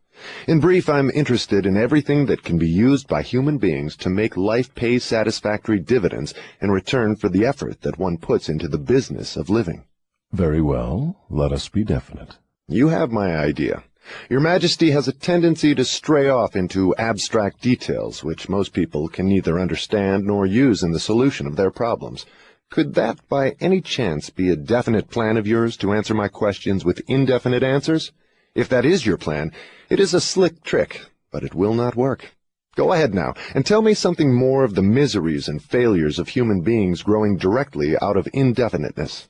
Why not permit me to tell you more of the pleasures and successes of people who understand and apply the principle of definiteness? I observe that sometimes people with definiteness of plan and purpose get what they ask from life, only to find after they get it that they do not want it. What then? Generally, one can get rid of whatever is not wanted by application of the same principle of definiteness with which the thing was acquired. A life that is lived with fullness of peace of mind, contentment, and happiness always divests itself of everything it does not want. Anyone who submits to annoyance by things he does not want is not definite. He is a drifter.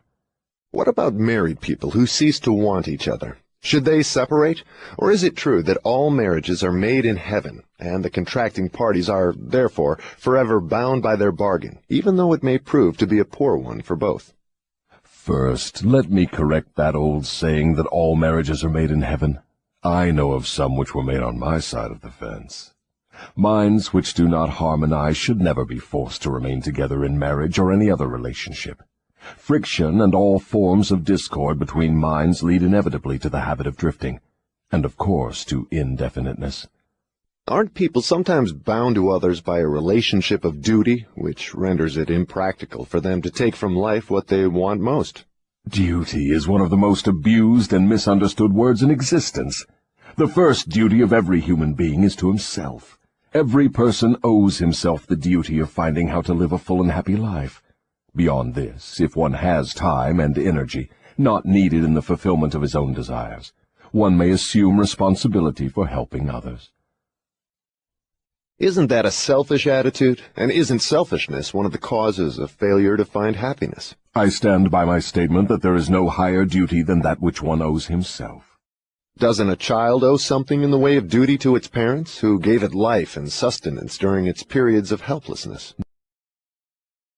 Not at all. It is just the other way round. Parents owe their children everything they can give them in the way of knowledge. Beyond that, parents often spoil instead of helping their offspring by a false sense of duty, which prompts them to indulge their children instead of forcing them to seek and gain knowledge at first hand.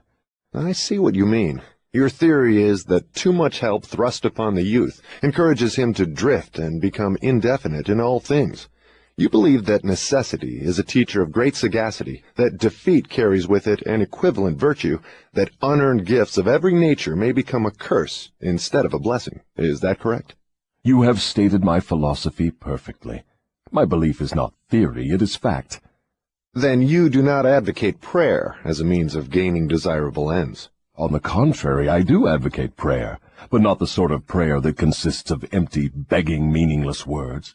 The sort of prayer against which I am helpless is the prayer of definiteness of purpose. I never thought of definiteness of purpose as being a prayer. How can it be? Definiteness is in effect the only sort of prayer upon which one can rely. It places one in the way of using hypnotic rhythm to attain definite ends, by the mere act of appropriating it from the great universal storehouse of infinite intelligence. The appropriation, in case you are interested, takes place through definiteness of purpose, persistently pursued. Why do the majority of prayers fail? They don't. All prayers bring that for which one prays. But you just said that definiteness of purpose is the only sort of prayer upon which one can rely. Now you say that all prayers bring results. What do you mean? There is nothing inconsistent about it. The majority of people who pray go to prayer only after everything else fails them.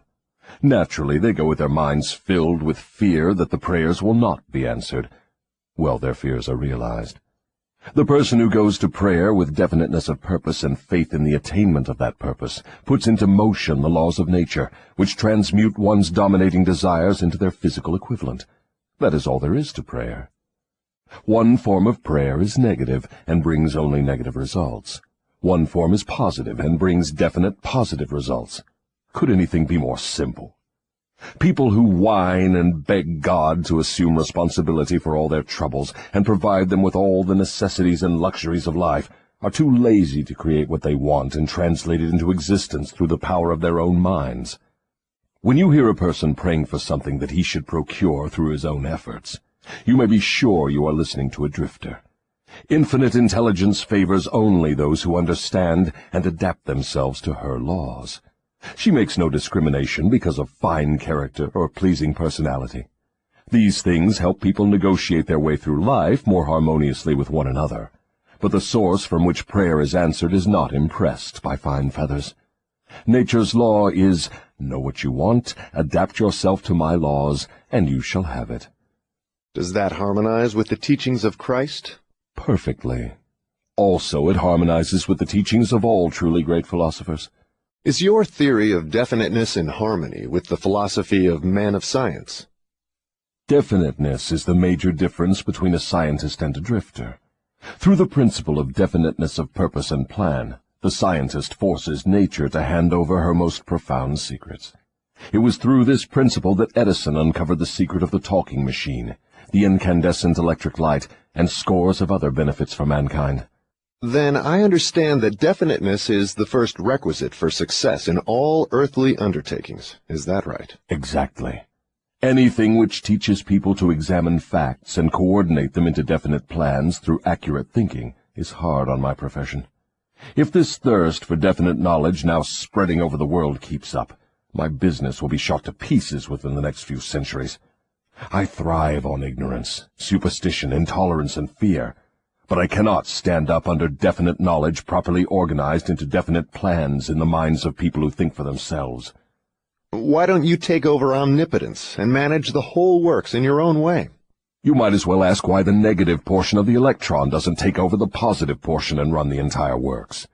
The answer is that both the positive and the negative charges of energy are necessary to the existence of the electron. One is balanced equally against the other, stalemated as it were. So it is with what you call omnipotence and I. We represent the positive and the negative forces of the entire system of universes, and we are equally balanced one against the other. If this power of balance were shifted the slightest degree, the whole system of universes would become quickly reduced to a mass of inert matter. Now you know why I cannot take over the whole show and run it my way. If what you say is true, you have exactly the same power as omnipotence. Is that true? That is correct. My opposition, you call it omnipotence, expresses itself through the forces which you call good, the positive forces of nature. I express myself through the forces you call bad, the negative forces. Both good and bad are coincidental with existence. One is as important as the other. Then the doctrine of predestination is sound. People are born to success or failure, misery or happiness, to be good or bad, and they have nothing to do with this, nor can they modify their natures. Is that your claim? Emphatically not. Every human being has a wide range of choice in both his thoughts and his deeds. Every human being can use his brain for the reception and the expression of positive thoughts, or he can use it for the expression of negative thoughts. His choice in this important matter shapes his entire life. From what you have said, I gather the idea that human beings have more freedom of expression than either you or your opposition. Is that correct? That is true. Omnipotence and I are bound by immutable laws of nature.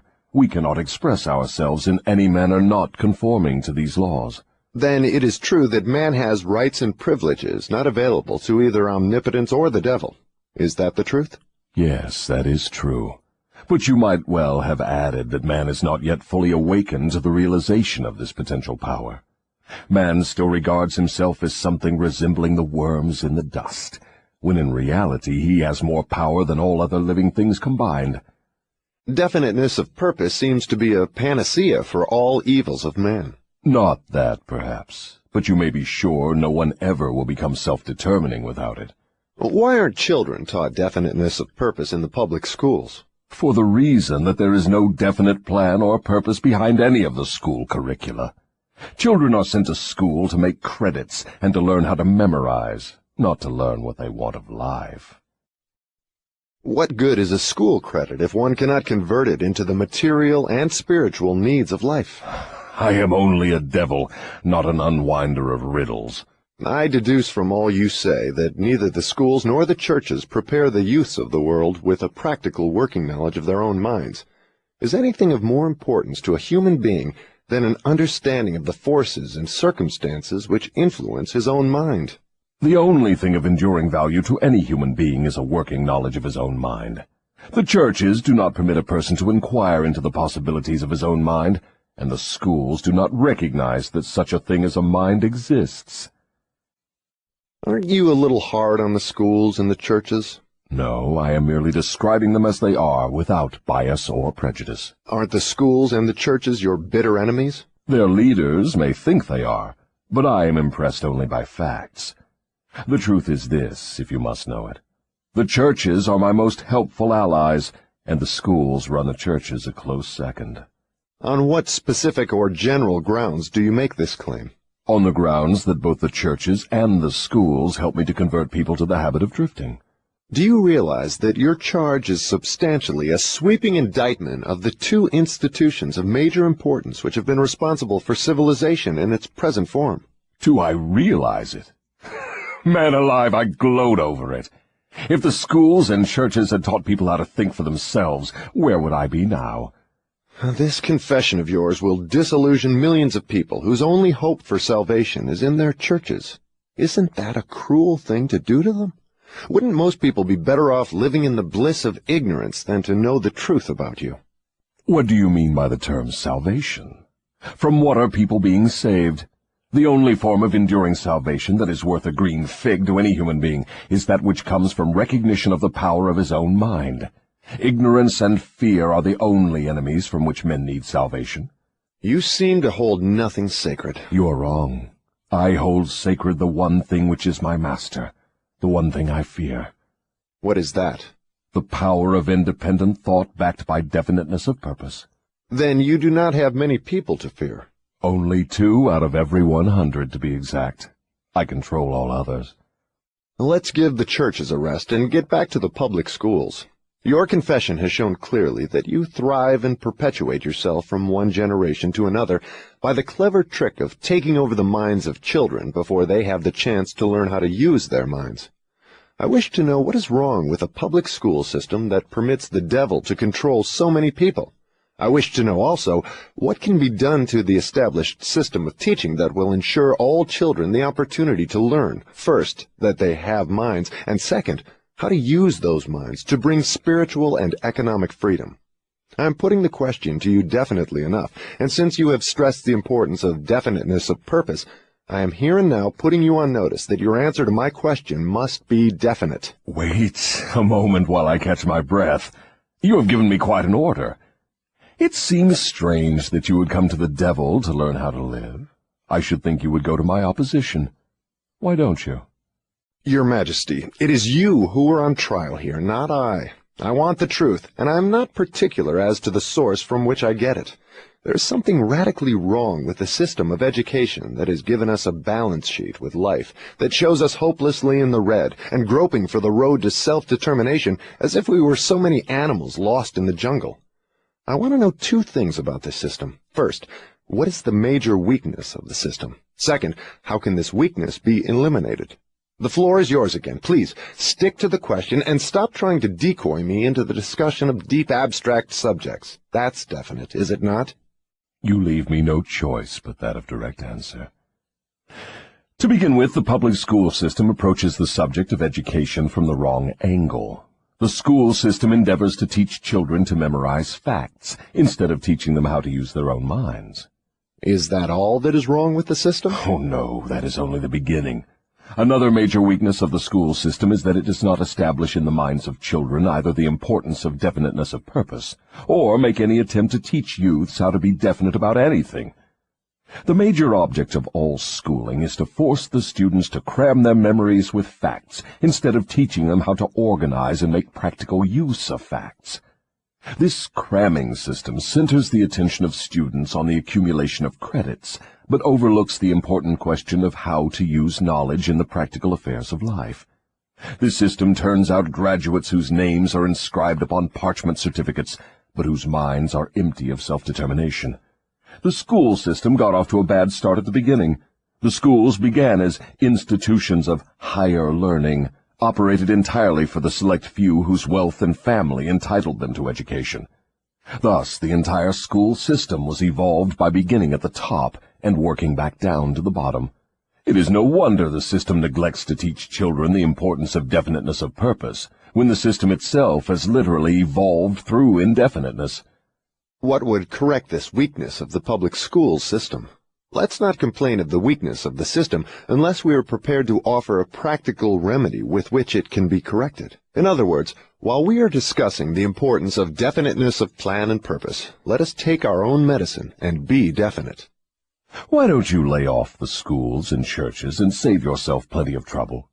Don't you know that you are poking your nose into the affairs of the two forces that control the world? Suppose you do show up the schools and the churches as being weak and inadequate for the needs of human beings. What then? With what are you going to replace these two institutions? Stop trying to evade my questions by the old trick of asking a counter-question. I do not propose to replace the schools and churches, but I do propose to find out, if I can, how these organized forces can be modified so that they will serve people instead of keeping them in ignorance. Go ahead now and give me a detailed catalog of all the changes in the public school system which would improve it. So you want the entire catalog, do you? Do you want the suggested changes in the order of their importance? Describe the changes needed, just as they come to you. You are forcing me to commit an act of treason against myself. But here it is. Reverse the present system by giving children the privilege of leading in their schoolwork instead of following orthodox rules designed only to impart abstract knowledge. Let instructors serve as students, and let the students serve as instructors. As far as possible, organize all schoolwork into definite methods through which the student can learn by doing, and direct the classwork so that every student engages in some form of practical labor connected with the daily problems of life. Ideas are the beginning of all human achievement. Teach all students how to recognize practical ideas that may be of benefit in helping them acquire whatever they demand of life. Teach the students how to budget and use time. And above all, teach the truth that time is the greatest asset available to human beings, and the cheapest.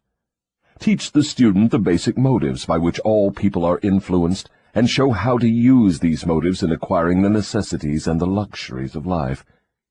Teach children what to eat, how much to eat, and what is the relationship between proper eating and sound health.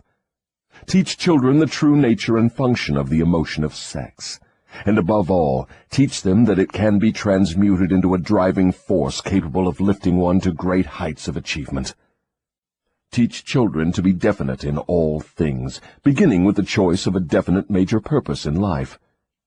Teach children the nature of and possibilities for good and evil in the principle of habit, using as illustrations with which to dramatize the subject the everyday experiences of children and adults. Teach children how habits become fixed through the laws of hypnotic rhythm, and influence them to adopt, while in the lower grades, habits that will lead to independent thought. Teach children the difference between temporary defeat and failure, and show them how to search for the seed of an equivalent advantage which comes with every circumstance of defeat. Teach children to express their own thoughts fearlessly, and to accept or reject at will all ideas of others, reserving to themselves always the privilege of relying upon their own judgment. Teach children to reach decisions promptly and to change them, if at all, slowly and with reluctance, and never without a definite reason. Teach children that the human brain is the instrument with which one receives from the great storehouse of nature the energy which is specialized into definite thoughts, that the brain does not think, but serves as an instrument for the interpretation of stimuli which cause thought. Teach children the value of harmony in their own minds, and that this is attainable only through self-control. Teach children the nature and the value of self-control. Teach children that there is a law of increasing returns, which can be and should be put into operation as a matter of habit, by rendering always more service and better service than is expected of them. Teach children the true nature of the Golden Rule, and above all show them that through the operation of this principle, everything they do to and for another, they also do to and for themselves. Teach children not to have opinions unless they are formed from facts, or beliefs which may reasonably be accepted as facts. Teach children that cigarettes, liquor, narcotics, and overindulgence in sex destroy the power of will and lead to the habit of drifting. Do not forbid these evils, just explain them. Teach children the danger of believing anything merely because their parents, religious instructors, or someone else says it is so. Teach children to face facts, whether they are pleasant or unpleasant, without resorting to subterfuge or offering alibis. Teach children to encourage the use of their sixth sense, through which ideas present themselves in their minds from unknown sources, and to examine all such ideas carefully. Teach children the full import of the law of compensation, as it was interpreted by Ralph Waldo Emerson, and show them how the law works in the small, everyday affairs of life. Teach children that definiteness of purpose, backed by definite plans persistently and continuously applied, is the most efficacious form of prayer available to human beings. Teach children that the space they occupy in the world is measured definitely by the quality and quantity of useful service they render the world. Teach children there is no problem which does not have an appropriate solution, and that the solution often may be found in the circumstance creating the problem. Teach children that their only real limitations are those which they set up or permit others to establish in their own minds. Teach them that man can achieve whatever man can conceive and believe. Teach children that all schoolhouses and all textbooks are elementary implements which may be helpful in the development of their minds, but that the only school of real value is the great university of life, wherein one has the privilege of learning from experience. Teach children to be true to themselves at all times, and since they cannot please everybody, therefore to do a good job of pleasing themselves. That is an imposing list, but it seems conspicuous by the fact it ignores practically every subject now taught in the public schools. Was that intended? Yes. You asked for a list of suggested changes in public school curricula which would benefit children. Well, that is what you got. Some of the changes you suggest are so unorthodox they would shock most of the educators of today, wouldn't they? Most of the educators of today need to be shocked. A good sound shock often helps the brain that has been atrophied by habit. Would the changes you suggest for the public schools give children immunity against the habit of drifting? Yes, that is one of the results the changes would bring, but there are others, too. How could the suggested changes be forced into the public school system? You know, of course, it is as difficult to get a new idea into an educator's brain as it is to interest a religious leader in modifying religion so it will help people to get more from life. The quickest and surest way to force practical ideas into the public schools is to first introduce the ideas through private schools and establish such a demand for their use that public school officials will be compelled to employ them. Should any other changes be made in the public school system? Yes, many. Among other changes needed in all public school programs is the addition of a complete course of training in the psychology of harmonious negotiation between people. All children should be taught how to sell their way through life with the minimum amount of friction. Every public school should teach the principles of individual achievement through which one may attain to a position of financial independence. Classes should be abolished altogether. They should be replaced by the round table or conference system, such as businessmen employ. All students should receive individual instruction and guidance in connection with subjects which cannot be properly taught in groups. Every school should have an auxiliary group of instructors consisting of business and professional people, scientists, artists, engineers, and newspapermen, each of whom would impart to all the students a practical working knowledge of his own profession, business, or occupation. This instruction should be conducted through the conference system, to save the time of the instructors. What you have suggested is, in effect, an auxiliary system of instruction that would give all school children a working knowledge of the practical affairs of life, direct from the original source. Is that the idea? You've stated it correctly. Let us dismiss the public school system and go back to the churches for a moment. All my life, I have heard clergymen preaching against sin and warning sinners to beware and repent so they could be saved, but I've never heard any of them tell me what sin is. Will you give me some light on this subject? Sin is anything one does or thinks which causes one to be unhappy. Human beings who are in sound physical and spiritual health should be at peace with themselves and always happy. Any form of mental or physical misery indicates the presence of sin. Name some of the common forms of sin. It is a sin to overeat, because that leads to ill health and misery. It is a sin to overindulge in sex, because that breaks down one's willpower and leads to the habit of drifting.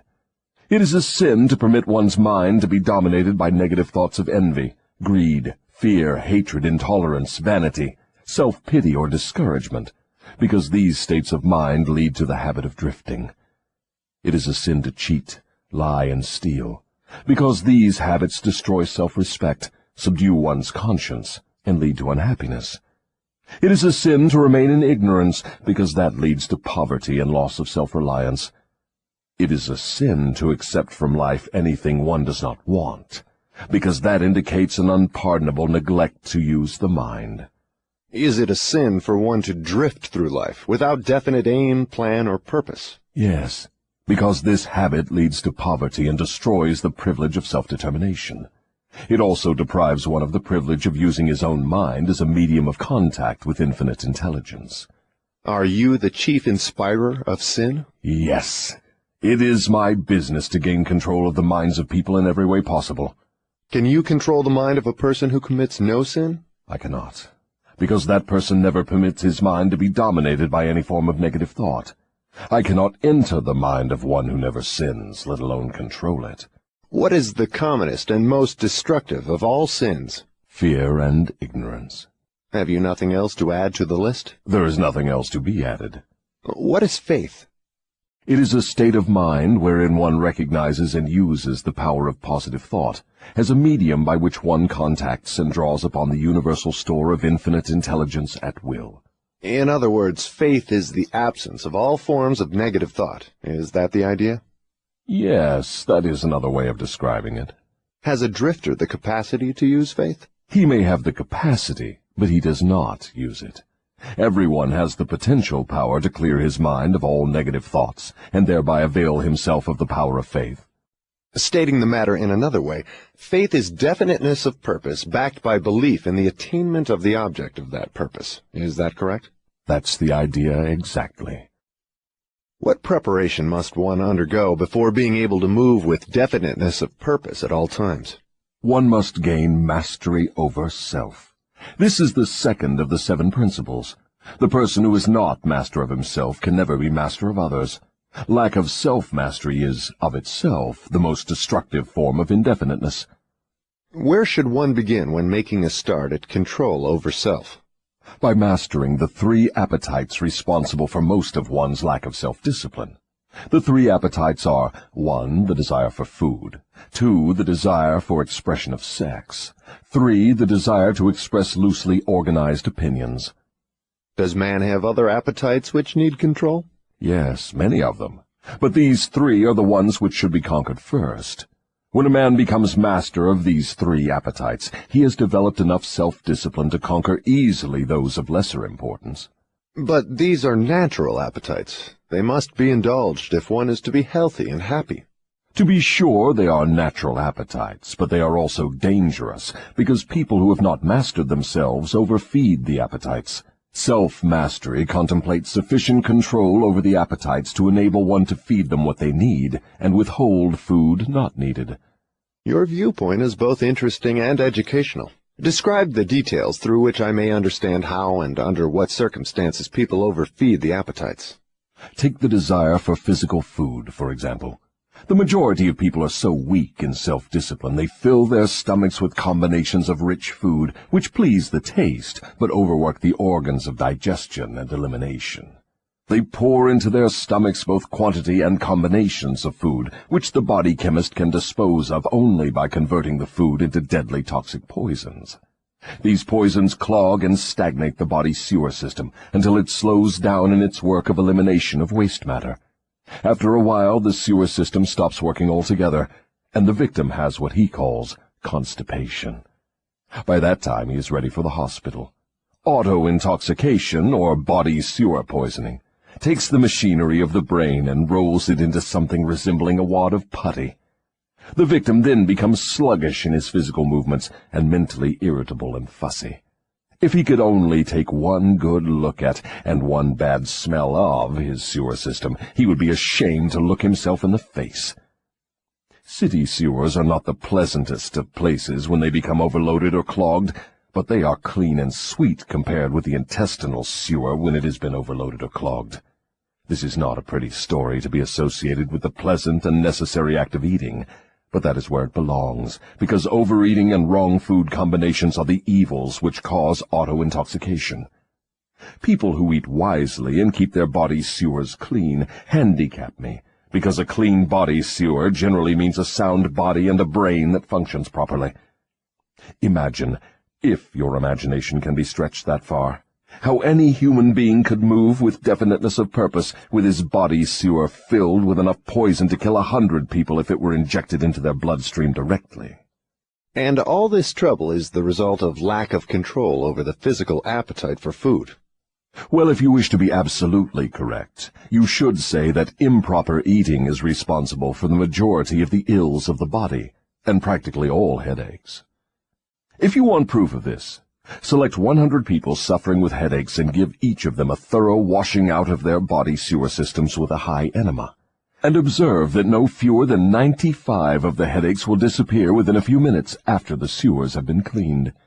From all you say about the intestinal tract, I gather the impression that mastery over the physical appetite for food means also mastery over the habit of neglecting to keep the intestines clean. Yes, that is true. It is just as important to eliminate the waste matter of the body and the unused portions of food as it is to take the right amount and the correct combinations of food. I never thought of auto-intoxication as being one of your devices of control over people, and I am utterly shocked to know how many people are victims of this subtle enemy. Let's hear what you have to say of the other two appetites. Well, take the desire for sex expression. Now there is a force with which I master the weak and the strong, the old and the young, the ignorant and the wise. In fact, I master all who neglect to master sex. How can one master the emotion of sex? By the simple process of transmuting that emotion into some form of activity other than copulation. Sex is one of the greatest of all forces which motivate human beings. Because of this fact, it is also one of the most dangerous forces. If humans would control their sex desires and transmute them into a driving force with which to carry on their occupation, that is, if they spent on their work 1/2 the time they dissipate in pursuit of sex, they would never know poverty. Do I understand you to imply there is a relationship between sex and poverty? Yes, where sex is not under definite control. If allowed to run its natural course, sex will quickly lead one into the habit of drifting. Is there any relationship between sex and leadership? Yes, all great leaders in every walk of life are highly sexed, but they follow the habit of controlling their sex desires, switching them into a driving force behind their occupation. Is the habit of overindulgence in sex as dangerous as the habit of taking narcotics or liquor? There is no difference between these habits. Both lead to hypnotic control through the habit of drifting. Why does the world look upon sex as something vulgar? Because of the vulgar abuse people have made of this emotion. It is not sex that is vulgar. It is the individual who neglects or refuses to control and guide it. Do you mean by your statement that one should not indulge the desire for sex? No, I mean that sex, like all other forces available to man, should be understood, mastered, and made to serve man. The desire for sex expression is as natural as the desire for food. The desire can no more be killed than one can entirely stop a river from flowing. If the emotion of sex is shut off from the natural mode of expression, it will break out in some other less desirable form, just as a river will, if dammed, break through and flow around the dam. The person who has self-discipline understands the emotion of sex, respects it, and learns to control and transmute it into constructive activities. Just what damage is there in overindulgence of sex? The greatest damage is that it depletes the source of man's greatest driving force and wastes, without adequate compensation, man's creative energy. It dissipates energy needed by nature to maintain physical health. Sex is nature's most useful therapeutic force. It depletes the magnetic energy which is the source of an attractive, pleasing personality. It removes the sparkle from one's eyes and sets up discord in the tone of one's voice. It destroys enthusiasm, subdues ambition, and leads inevitably to the habit of drifting on all subjects. I would like for you to answer my question in another way, by telling me what beneficial ends the emotion of sex may be made to attain if mastered and transmuted. Controlled sex supplies the magnetic force that attracts people to one another. It is the most important factor of a pleasing personality. It gives quality to the tone of voice, and enables one to convey through the voice any feeling desired. It serves, as nothing else can serve, to give motive power to one's desires. It keeps the nervous system charged with the energy needed to carry on the work of maintaining the body. It sharpens the imagination, and enables one to create useful ideas. It gives quickness and definiteness to one's physical and mental movements. It gives one persistence and perseverance in the pursuit of one's major purpose in life. It is a great antidote for all fear. It gives one immunity against discouragement. It helps to master laziness and procrastination. It gives one physical and mental endurance while undergoing any form of opposition or defeat. It gives one the fighting qualities necessary under all circumstances for self-defense. In brief, it makes winners and not quitters. Are those all the advantages you claim for controlled sex energy? No, they are only some of the more important benefits it provides. Perhaps some will believe the greatest of all the virtues of sex is that it is nature's method of perpetuation of all living things. This alone should remove all thought that sex is vulgar. I gather from what you say that the emotion of sex is a virtue, not a fault. It is a virtue when controlled and directed to the attainment of desirable ends. It is a fault when neglected and permitted to lead to acts of lust. Why aren't these truths taught to children by their parents in the public schools? The neglect is due to ignorance of the real nature of sex. It is just as necessary in maintaining health for one to understand and properly use the emotion of sex as it is to keep the body's sewer system clean. Both subjects should be taught in all public schools and all homes where there are children. Wouldn't the majority of parents need instruction on the proper function and use of sex before they could intelligently teach their children? Yes, and so would the public school teachers. What relative position of importance would you give to the need for accurate knowledge on the subject of sex? It is next to the top of the list. There is but one thing of greater importance to human beings. That is accurate thought. Do I understand you to say that knowledge of the true functions of sex and ability to think accurately are the two things of greatest importance to mankind? That is what I intend you to understand. Accurate thinking comes first because it is the solution to all man's problems, the answer to all his prayers, the source of opulence and all material possessions. Accurate thinking is aided by properly controlled and directed sex emotion, because sex emotion is the same energy as that with which one thinks. It begins with those who desire self-determination sufficiently to be willing to pay its price. No one can be entirely free, spiritually, mentally, physically, and economically, without learning the art of accurate thinking. No one can learn to think accurately without including, as a part of the needed knowledge, information on the control of sex emotion through transmutation. It will be a great surprise to many people to learn there is so close a relationship between thinking and sex emotion. Tell us now about the third appetite, and let's see what it has to do with self-discipline. The habit of expressing loosely organized opinions is one of the most destructive of habits. Its destructiveness consists in its tendency to influence people to guess instead of searching for the facts when they form opinions, create ideas, or organize plans. The habit develops a grasshopper mind, one that jumps from one thing to another but never completes anything. And, of course, carelessness in the expression of opinions leads to the habit of drifting. From there it is only a step or two until one is bound by the law of hypnotic rhythm, which automatically prohibits accurate thinking. What other disadvantages are there in free expression of opinions? The person who talks too much informs the world of his aims and plans and gives to others the opportunity to profit by his ideas. Wise men keep their plans to themselves and refrain from expressing uninvited opinions. This prevents others from appropriating their ideas and makes it difficult for others to interfere with their plans. Why do so many people indulge in the habit of expressing uninvited opinions? The habit is one way of expressing egotism and vanity. The desire for self-expression is inborn in people. The motive back of the habit is to attract the attention of others and to impress them favorably. Actually, it has just the opposite effect. When the self-invited speaker attracts attention, it usually is unfavorable.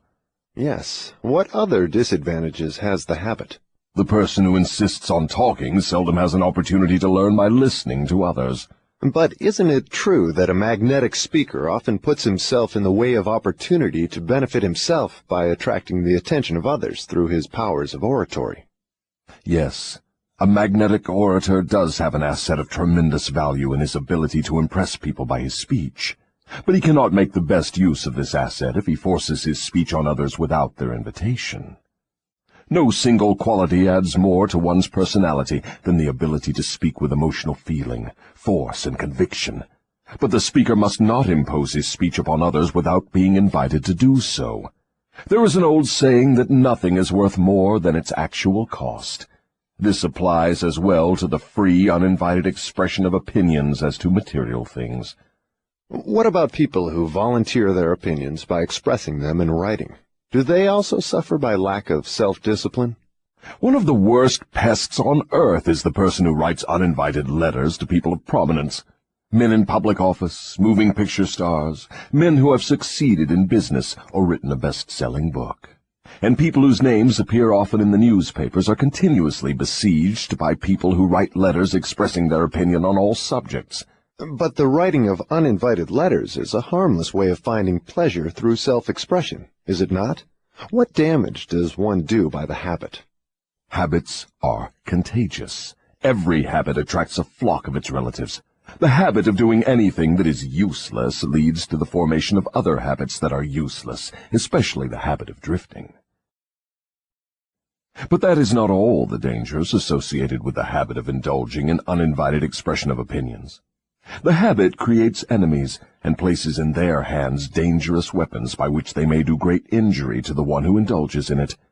Thieves and confidence men and racketeers pay big prices for the names and addresses of the writers of uninvited letters. Knowing as they do, the writers of these letters become easy victims of all manner of schemes that result in the loss of their money. They refer to the writers of such letters as nuts. If you wish to know how foolish people are who write uninvited letters, read the nut column of any newspaper, the column in which the paper publishes the voluntary opinions of its readers, and you will see for yourself how the writers of such letters antagonize people and invite opposition from others. Now, I had no idea, Your Majesty, that people get into so much difficulty through uninvited expression of their opinions. But now that you have brought up the subject, I do remember writing the editor of a prominent magazine an uninvited letter of criticism, which cost me a fine position on his staff, at a fat salary. That is a perfect example. The proper place to begin self-discipline is right where you stand. The way to begin is by recognizing the truth, that there is nothing for good or evil throughout the myriads of universes except the power of natural law. There is no individual personality anywhere throughout the myriad of universes with the slightest power to influence a human being, save nature and human beings themselves. There is no human being now living, no human being has ever lived, and no human being ever will live with the right or the power to deprive another human being of the inborn privilege of free and independent thought. That privilege is the only one over which any human being can have absolute control.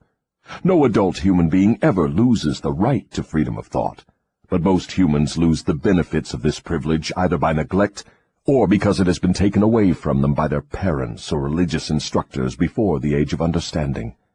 These are self-evident truths, no less important because they are being called to your attention by the devil than they would be if brought to your attention by my opposition.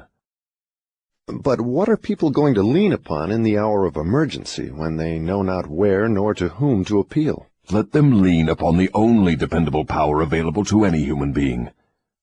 And what is that? Themselves. The power of their own thoughts. The only power they can control and may rely upon. The only power which cannot be perverted, colored, modified, or falsified by their dishonest fellow human beings. All you say seems logical, but why must I come to the devil to discover such profound truths? Let's get back to the 7 principles. You've already disclosed enough information to show clearly that the secret of how to break the power of hypnotic rhythm is wrapped in the 7 principles. You have shown, too, that the most important of these principles is self-discipline. Now, go ahead and describe the other 5 principles you have not yet mentioned and indicate what part they play in giving one self-discipline. First, let me summarize that part of my confession we have already covered. I have frankly told you that my 2 most effective devices for mastering human beings are the habit of drifting and the law of hypnotic rhythm. I have shown you that drifting is not a natural law, but a man-made habit which leads to man's submission to the law of hypnotic rhythm. The 7 principles are the media by which man may break the hold of hypnotic rhythm and take possession again of his own mind. You see, therefore, the 7 principles are the 7 steps which lead victims of hypnotic rhythm out of the self-made prisons in which they are bound. The 7 principles are the master key that unlocks the door to spiritual, mental, and economic self-determination. Is that true? Yes, that's another way of stating the truth. Is failure ever a benefit to man? Yes. Indeed, learning from adversity is the 3rd of the 7 principles. But few people know that every adversity brings with it the seed of an equivalent advantage. Still fewer people know the difference between temporary defeat and failure. If this knowledge were generally known, I would be deprived of one of my strongest weapons of control over human beings. But I understood you to say that failure is one of your greatest allies. I got the impression from your confession that failure causes people to lose ambition and quit trying, and then you take them over without opposition on their part. That is just the point. I take them over after they quit trying. If they knew the difference between temporary defeat and failure, they would not quit when they meet with opposition from life. If they knew that every form of defeat and all failures bring with them the seed of unborn opportunity, they would keep on fighting and win. Success usually is but one short step beyond the point where one quits fighting. Is that all one might learn from adversity, defeat, and failure? No, that is the least of what one might learn.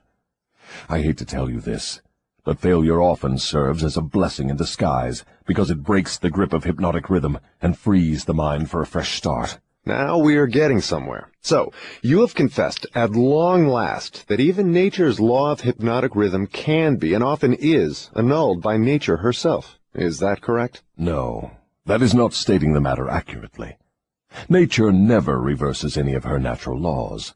Nature does not take away a human being's freedom of thought through hypnotic rhythm. The individual gives up his freedom by abuse of this law. If a man jumped from a tree and was killed by the sudden impact of his body with the earth, through the law of gravity, you wouldn't say nature murdered him, would you? You would say the man neglected to relate himself properly to the law of gravity. I'm beginning to see. The law of hypnotic rhythm is capable of both negative and positive application. It may drag one down to slavery through loss of the privilege of freedom of thought, or it may help one rise to great heights of achievement through the free use of thought, depending on how the individual relates himself to the law. Is that correct? Now you have it right. But what about failure? One does not fail intentionally with purpose aforethought. No one encourages temporary defeat. These are circumstances over which the individual often has no control whatsoever. How, then, can it be said that nature does not take away one's freedom of thought when failure destroys ambition, willpower, and the self-confidence essential to make a fresh start? Failure is a man-made circumstance. It is never real until it has been accepted by man as permanent. Stating it another way, failure is a state of mind. Therefore, it is something an individual can control until he neglects to exercise this privilege. Nature does not force people to fail, But nature does impose her law of hypnotic rhythm upon all minds, and through this law gives permanency to the thoughts which dominate those minds. In other words, failure thoughts are taken over by the law of hypnotic rhythm and made permanent if the individual accepts any circumstances as being permanent failure. That same law just as readily takes over and makes permanent thoughts of success. What part, then, does failure play in helping an individual break the grip of hypnotic rhythm after that law has been fastened upon his mind? Failure brings a climax in which one has the privilege of clearing his mind of fear and making a new start in another direction. Failure proves conclusively that something is wrong with one's aims or the plans by which the object of these aims is sought. Failure is the dead end of the habit path one has been following, and when it is reached it forces one to leave that path and take up another, thereby creating a new rhythm. But failure does more than this. It gives an individual an opportunity to test himself, wherein he may learn how much willpower he possesses. Failure also forces people to learn many truths they would never discover without it. Failure often leads an individual to an understanding of the power of self-discipline, without which no one could turn back after having once been the victim of hypnotic rhythm. Study the lives of all people who achieve outstanding success in any calling, and observe with profit that their success is usually in exact ratio to their experiences of defeat before succeeding. Is this all you have to say of the advantages of failure? No, I have barely begun. If you want the real significance of adversity, failure, defeat, and all other experiences which break up a human being's habits and force him to form new habits, watch nature at her work. Nature uses illness to break the physical rhythm of the body when the cells and organs become improperly related. She uses economic depressions to break the rhythm of mass thought when great numbers of people become improperly related, through business, social, and political activities. And she uses failure to break the rhythm of negative thought when an individual becomes improperly related to himself in his own mind. Observe carefully, and you will see that everywhere in nature there is always at work a natural law, which gives eternal change to all matter, all energy, and to the power of thought. The only permanent thing in the universe is change, eternal, inexorable change, through which every atom of matter and every unit of energy has the opportunity to properly relate itself to all other units of matter and energy. And every human being has the opportunity and the privilege of properly relating himself to all other human beings, no matter how many mistakes he makes, or how many times or in what ways he may be defeated. When mass failure overtakes a nation, such as the 1929 World Business Depression, the circumstance is in perfect harmony with nature's plan to break up man's habits and give out fresh opportunities. What you are saying intrigues me. Am I to understand that hypnotic rhythm has something to do with the way people relate themselves to one another? That abstract, elusive thing called character is nothing but a manifestation of the law of hypnotic rhythm. Therefore, when speaking of one's character, it would be proper to say his thought habits have been crystallized into a positive or a negative personality. Through hypnotic rhythm, one is good or bad because of the knitting together of his thoughts and deeds through hypnotic rhythm. One is bound by poverty or blessed with abundance because his aims, plans, and desires, or lack of them, have been made permanent and real by hypnotic rhythm. Is that all you have to say of the connection between hypnotic rhythm and human relationships? No, I have just begun. Remember, while I am talking, I am speaking of the influence of hypnotic rhythm in connection with all human relationships. Men who succeed in business do so entirely because of the way they relate themselves to their associates and to others outside of the business. Professional men who succeed do so largely because of the manner in which they relate themselves to their clients. It is much more important for the lawyer to know people and to know the laws of nature than it is to know the law. And the doctor is a failure before he starts unless he knows how to relate himself to his patients so as to establish their faith in him. Marriage succeeds or fails entirely because of the manner in which the participants relate themselves to one another. Proper relationship in marriage begins with a proper motive for the marriage. Most marriages do not bring happiness because the contracting parties neither understand, nor attempt to understand, the law of hypnotic rhythm, through the operation of which every word they speak, every act in which they engage, and every motive by which they are inspired to deal with each other, is picked up and woven into a web that entangles them in controversial misery, or gives to them the wings of freedom through which they soar above all forms of unhappiness. Every newly made acquaintanceship between people ripens into friendship and then into spiritual harmony, sometimes called love, or plants a germ of suspicion and doubt which evolves and grows into open rebellion, according to the way in which the participants in the acquaintanceship relate themselves to one another. Hypnotic rhythm picks up the dominating motives, aims, purposes, and feelings of the contacting minds, and weaves these into some degree of faith or fear, love or hatred. After the pattern has taken definite shape, as it does with time, it is forced upon the contacting minds and made a part thereof. In this silent way does nature make permanent the dominating factors of every human relationship. In every human relationship, the evil motives and the evil deeds of the contacting individuals are coordinated and consolidated into definite form and subtly woven into that all-important human trait known as character. In the same manner, the motives and the deeds of good are consolidated and forced upon the individual. You see, therefore, it is not only one's deeds, but also one's very thoughts which determine the nature of all human relationships. You are leading into pretty deep water. Let's keep it near the shore, where I can follow you without fear of getting beyond a safe depth. Go ahead and tell me how this subject of human relationships actually works in the current affairs of a problem-filled world such as we have today. That is a happy thought. But let me make sure you understand the principles I am telling about, before I try to show you how to apply them in the affairs of life.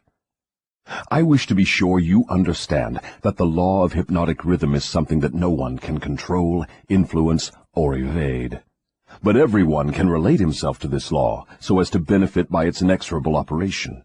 Harmonious relationship with the law consists entirely of the individual changing his habits so they represent the circumstances and the things the individual wants and is willing to accept. No one can change the law of hypnotic rhythm any more than one can change the law of gravity, but everyone can change himself. Remember, therefore, in all the discussion of this subject, that all human relationships are made and maintained by the habits of the individuals related. The law of hypnotic rhythm plays only the part of solidifying the factors which constitute human relationships, but it does not create those factors. Before we go further with the discussion of human relationships, I want you to get a clear understanding of the subconscious mind. The term subconscious mind represents a hypothetical physical organ which has no actual existence. The mind of man consists of universal energy, some call it infinite intelligence, which the individual receives, appropriates, and organizes in definite thought forms through the network of intricate physical apparatus known as a brain. These thought forms are replicas of various stimuli which reach the brain through the 5 commonly known physical senses, and the 6th sense, which is not so well known. When any form of stimuli reaches the brain and takes the definite shape of thought, it is classified and stored away in a group of the brain cells known as the memory group. All thoughts of a similar nature are stored together, so that the bringing forth of one leads to easy contact with all its associates. The system is very similar to the modern office filing cabinet, and it is operated in a similar manner.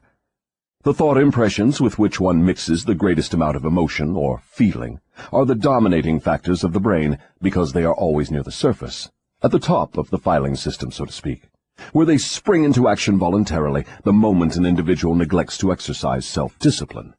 These emotion-laden thoughts are so powerful, they often cause an individual to rush into action and indulge in deeds which have not been submitted to or approved by his reasoning faculty. These emotional outbursts usually destroy harmony in all human relationships. The brain often brings together combinations of emotional feelings so powerful they completely set aside the control of the reasoning faculty. On all such occasions, human relationships are apt to be lacking in harmony. Through the operation of the 6th sense, the brain of a human being may contact the filing cabinet of other brains and inspect at will whatever thought impressions are on file there. The condition under which one person may contact and inspect the filing cabinet of another person's brain is generally known as harmony. But you may better understand what is meant if I say brains attuned to the same rate of thought vibrations can easily and quickly exercise the privilege of entering and inspecting each other's filing cabinets of thoughts. In addition to receiving organized thoughts from the filing cabinets of other brains through the sixth sense, one can, through this same physical organ, contact and receive information from the universal storehouse known as infinite intelligence. All information reaching one's brain through the sixth sense comes from sources not easily isolated or traced. Therefore, this sort of information is generally believed to come from one's subconscious mind. The sixth sense is the organ of the brain through which one receives all information, all knowledge, all thought impressions which do not come through one or more of the 5 physical senses. Now that you understand how the mind operates, you will more easily understand how and why people come to grief through improper human relationships. You will also understand how human relationship may be made to yield riches in their highest form, riches in material, mental, and spiritual estates. Moreover, you will understand there can never be happiness except through understanding and application of the right principles of human relationships. You will understand, too, that no individual is an entity unto himself, that completeness of mind can be attained only by harmony of purpose and deed between 2 or more minds. You will understand why every human being should, of his own choice, become his brother's keeper in fact, as well as in theory. What you say may be true, but I still insist that you have me beyond safe depths of thought. Let us get back nearer to the shore, where I can wade in familiar water. We shall go out into the deeper water after we learn to swim well. We started out to discuss the subject of how to profit by adversity, but it seems we have drifted somewhat afield from that subject. We have detoured, but we have not drifted. The devil never drifts. The detour was necessary in order that you might be prepared to understand the most important part of this entire interview. We are now ready to get back to the discussion of the subject of adversity. Inasmuch as most adversities grow out of improper relationships between people, it seems important to understand how people may become properly related. Naturally, the question arises as to what is a proper relationship between people. The answer is that the proper relationship is one that brings to all connected with it, or affected by it, some form of benefit. What then is an improper relationship? Any relationship between people which damages anyone, or brings any form of misery or unhappiness to any of the individuals. How can improper relationships be corrected? By change of mind of the person causing the improper relationship, or by changing the persons to the relationship. Some minds harmonize naturally, while others just as naturally clash. Successful human relationships, to endure as such, must be formed of minds that naturally harmonize, quite aside from the question of having common interests as a means of bringing them into harmony. When you speak of business leaders who succeed because they know how to pick men, you might more correctly say they succeed because they know how to associate minds which harmonize naturally. Knowing how to pick people successfully for any definite purpose in life is based upon ability to recognize the types of people whose minds naturally harmonize. Stay focused on adversity, if you will. If there are possible benefits to be found through adversity, name some of them. Adversity relieves people of vanity and egotism. It discourages selfishness by proving that no one can succeed without the cooperation of others. Adversity forces an individual to test his mental, physical, and spiritual strength. It thus brings him face to face with his weaknesses and gives him the opportunity to bridge them. Adversity forces one to seek ways and means to definite ends by meditation and introspective thought. This often leads to the discovery and use of the sixth sense through which one may communicate with infinite intelligence. Adversity forces one to recognize the need for intelligence not available except from sources outside of one's own mind. Adversity breaks old habits of thought and gives one an opportunity to form new habits. Therefore, it may serve to break the hold of hypnotic rhythm and change its operation from negative to positive ends. What is the greatest benefit one may receive through adversity? The greatest benefit of adversity is that it may, and generally does, force one to change one's thought habits, thus breaking and redirecting the force of hypnotic rhythm. In other words, failure always is a blessing when it forces one to acquire knowledge or to build habits that lead to the achievement of one's major purpose in life. Is that correct? Yes, and something more. Failure is a blessing when it forces one to depend less upon material forces and more upon spiritual forces. Many human beings discover their other selves, the forces which operate through the power of thought, only after some catastrophe deprives them of the full and free use of their physical bodies. When a man can no longer use his hands and his feet, he usually begins to use his brain. Thus he puts himself in the way of discovering the power of his own mind. What benefits may be derived from the loss of material things, money, for example? The loss of material things may teach many needed lessons, none greater, however, than the truth that man has control over nothing and has no assurance of the permanent use of anything except his own power of thought. I wonder if this is not the greatest benefit available through adversity. No. The greatest potential benefit of any circumstance which causes one to make a fresh start is that it provides an opportunity to break the grip of hypnotic rhythm and set up a new set of thought habits. New habits offer the only way out for people who fail. Most people who escape from the negative to the positive operation of the law of hypnotic rhythm do so only because of some form of adversity which forces them to change their thought habits. Isn't adversity apt to break one's self-reliance and cause one to give up hope? It has that effect on those whose willpower is weak through long-established habits of drifting. It has the opposite effect on those who have not been weakened through drifting. The non-drifter meets with temporary defeat and failure, but his reaction to all forms of adversity is positive. He fights instead of giving up, and usually wins. Life gives no one immunity against adversity, but life gives to everyone the power of positive thought, which is sufficient to master all circumstances of adversity and convert them into benefits. The individual is left with the privilege of using or neglecting to use his prerogative right to think his way through all adversities.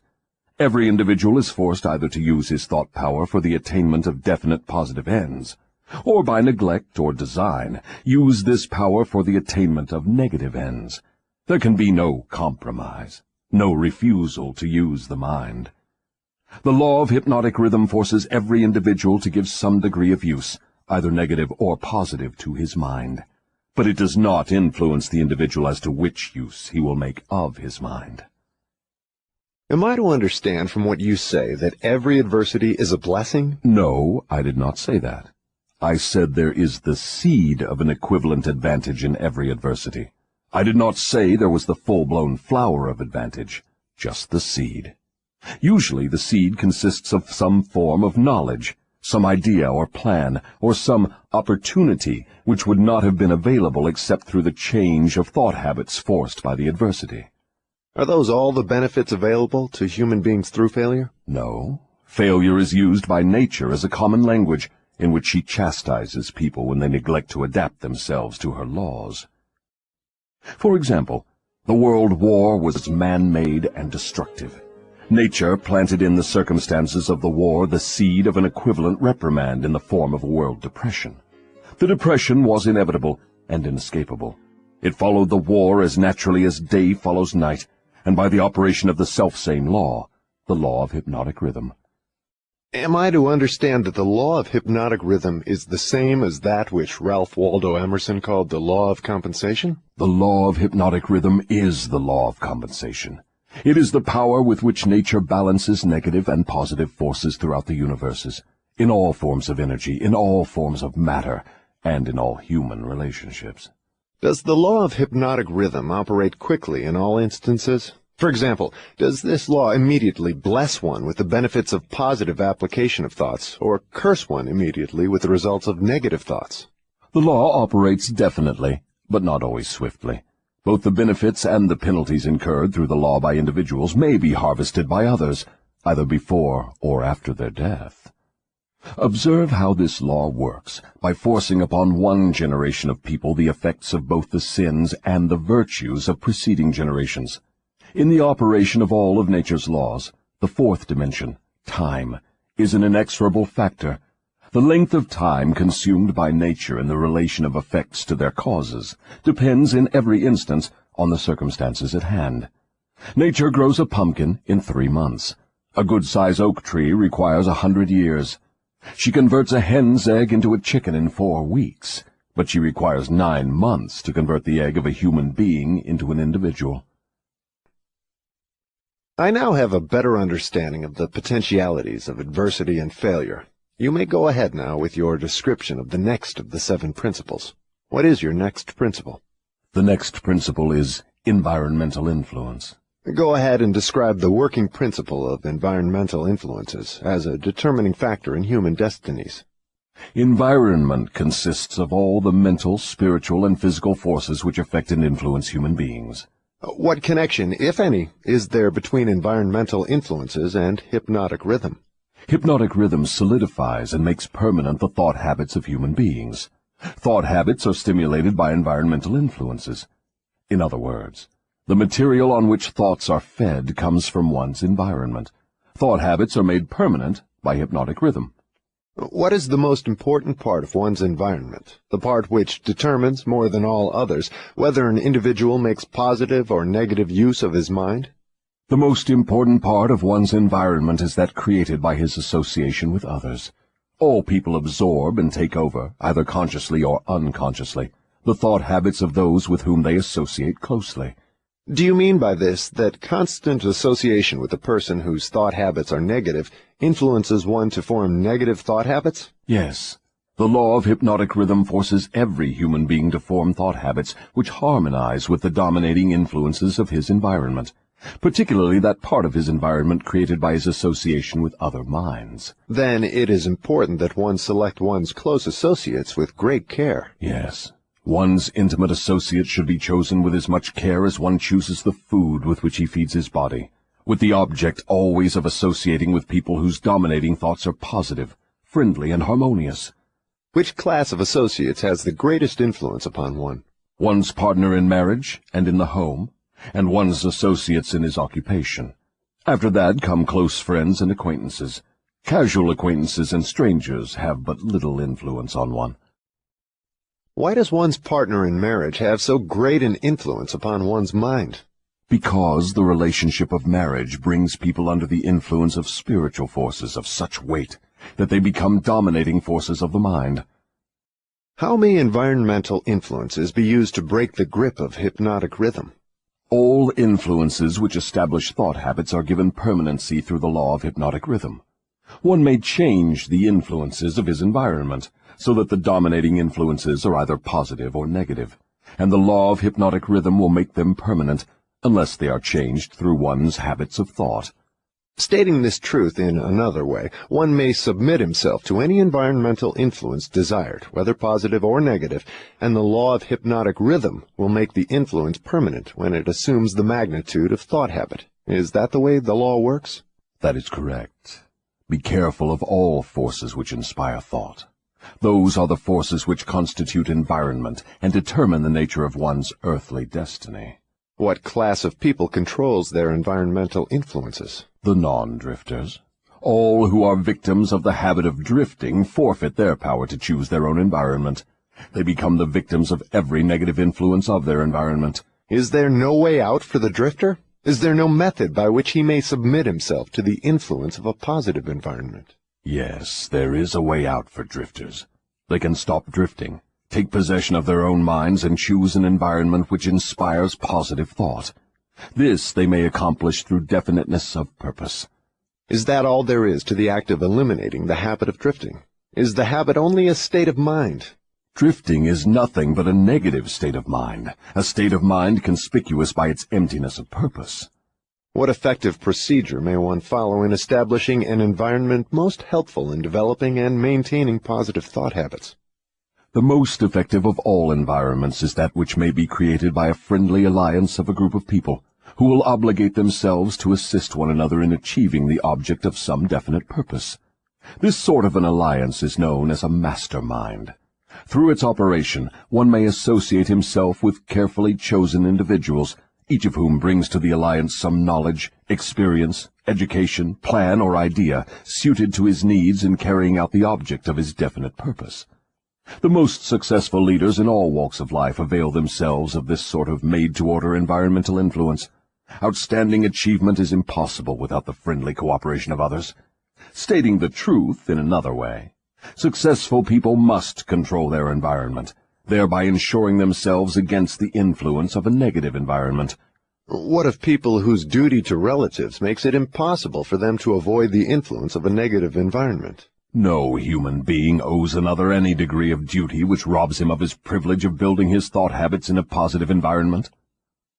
On the other hand, every human being is duty-bound to himself to remove from his environment every influence which even remotely tends to develop negative thought habits. Isn't this a cold-blooded philosophy? Only the strong survive. No one can be strong without removing himself from all influences which develop negative thought habits. Negative thought habits result in the loss of the privilege of self-determination, no matter what or who may cause those habits. Positive thought habits may be controlled by the individual and made to serve his aims and purposes. Negative thought habits control the individual and deprive him of the privilege of self-determination. I deduce from all you have said that those who control the environmental influences out of which their thought habits are built are masters of their earthly destinies, and that all others are mastered by earthly destinies. Is that stating the matter correctly? Perfectly stated. What establishes one's thought habits? All habits are established because of inherent or acquired desires, or motives. That is, habits are begun as the result of some form of definite desire. What takes place in the physical brain while one is forming thought habits? Desires are organized impulses of energy, called thoughts. Desires that are mixed with emotional feeling magnetize the brain cells in which they are stored and prepare those cells to be taken over and directed by the law of hypnotic rhythm. When any thought appears in the brain or is created there, and is mixed with keen emotional feeling of desire, the law of hypnotic rhythm begins at once to translate it into its physical counterpart. Dominating thoughts, which are acted upon first by the law of hypnotic rhythm, are those with which are mixed the strongest desires and the most intense feelings. Thought habits are established by the repetition of the same thoughts. What are the most impelling basic motives or desires which inspire thought action? The 10 most common motives, those which inspire most of one's physical action, are these: the desire for sex expression and love, the desire for physical food, the desire for spiritual, mental, and physical self-expression, the desire for perpetuation of life after death, the desire for power over others, the desire for material wealth, the desire for knowledge, the desire to imitate others, the desire to excel others, the 7 basic fears. These are the dominating motives which inspire the majority of all human endeavors. What about the negative desires, such as greed, envy, avarice, jealousy, anger? Are these not expressed more often than any of the positive desires? All negative desires are nothing but frustrations of positive desires. They are inspired by some form of defeat, failure, or neglect by human beings to adapt themselves to nature's laws in a positive way. That's a new slant on the subject of negative thoughts. If I correctly understand what you have said, all negative thoughts are inspired by one's neglect or failure to adapt oneself harmoniously to nature's laws. Is that correct? That is exactly correct. Nature will not tolerate idleness or vacuums of any sort. All space must be and is filled with something. Everything in existence, of both a physical and a spiritual nature, must be and is constantly in motion. The human brain is no exception. It was created to receive, organize, specialize, and express the power of thought. When the individual does not use the brain for the expression of positive, creative thoughts, nature fills the vacuum by forcing the brain to act upon negative thoughts. There can be no idleness in the brain. Understand this principle, and you will come into a new and important understanding of the part environmental influences take in the lives of human beings. You will better understand also how the law of hypnotic rhythm operates, it being the law which keeps everything and everyone constantly moving through some form of expression of either negative or positive principles. Nature is not interested in morals as such. She is not interested in right and wrong. She is not interested in justice and injustice. She is interested only in forcing everything to express action according to its nature. That is an enlightening interpretation of nature's ways. To whom may I turn for corroboration of your claims? To men of science, to the philosophers, to all accurate thinkers. Lastly, to the physical manifestations of nature herself. Nature has no such thing as dead matter. Every atom of matter is constantly in a state of motion. All energy is constantly in motion. There are no dead voids anywhere. Time and space are literally manifestations of motion of such swiftness that it cannot be measured by human beings. Alas, one is forced to the conclusion, from what you say, that the sources of dependable knowledge are shockingly limited. The developed sources of knowledge are limited. Every normal adult human brain is a potential gateway to all the knowledge there is throughout the universes. Every normal adult brain has within its mechanism the possibility of direct communication with infinite intelligence, wherein exists all the knowledge that is or can ever be. Your statement leads me to believe that human beings may become all they have attributed to what they call God. Is that what you mean? Through the law of evolution, the human brain is being perfected to communicate at will with infinite intelligence. The perfection will come through organized development of the brain, through its adaptation to nature's laws. Time is the factor which will bring perfection. What causes cycles of recurring events such as epidemics of disease, business depressions, wars, and crime waves? All such epidemics in which great numbers of people are similarly affected are caused by the law of hypnotic rhythm, through which nature consolidates thoughts of a similar nature and causes those thoughts to be expressed through mass action. Then the Great Depression was put into motion because great numbers of people were influenced to release thoughts of fear. Is that correct? Perfectly. Millions of people were endeavoring to get something for nothing through stock gambling. When they suddenly discovered they had gotten nothing for something, they became frightened, rushed to their banks to draw out their balances, and the panic was on. Through mass thought of millions of minds, all thinking in terms of fear of poverty, the depression was prolonged over a period of years. From what you say, I deduce that nature consolidates the dominating thoughts of people and expresses these thoughts through some form of mass action, such as business depressions, business booms, and so on. Is that correct? You have the right idea. Let us now take up the next of the 7 principles. Go ahead and describe it. The next principle is time, the 4th dimension. What relationship is there between time and the operation of the law of hypnotic rhythm? Time is the law of hypnotic rhythm. The lapse of time required to give permanency to thought habits depends upon the object and the nature of the thoughts. But I understood you to say that the only enduring thing in nature is change. If that is true, then time is constantly changing, rearranging, and recombining all things, including one's thought habits. How then could the law of hypnotic rhythm give permanency to one's thought habits? Time divides all thought habits into 2 classes, negative thoughts and positive thoughts. One's individual thoughts are, of course, constantly changing and being recombined to suit the individual's desires. But thoughts do not change from negative to positive, or vice versa, except through voluntary effort on the part of the individual. Time penalizes the individual for all negative thoughts, and rewards him for all positive thoughts, according to the nature and purpose of the thoughts. If one's dominating thoughts are negative, time penalizes the individual by building in his mind the habit of negative thinking, and then proceeds to solidify this habit into permanency every second of its existence. Positive thoughts are, likewise, woven by time into permanent habits. The term permanency, of course, refers to the natural life of the individual. In the strict sense of the term, nothing is permanent. Time converts thought habits into what might be called permanency during the life of the individual. Now I have a better understanding of how time works. What other characteristics has time in connection with the earthly destiny of human beings? Time is nature's seasoning influence through which human experience may be ripened into wisdom. People are not born with wisdom, but they are born with the capacity to think, and they may, through the lapse of time, think their way into wisdom. Do youths ever possess wisdom? Only in very elementary matters. Wisdom comes only through the lapse of time.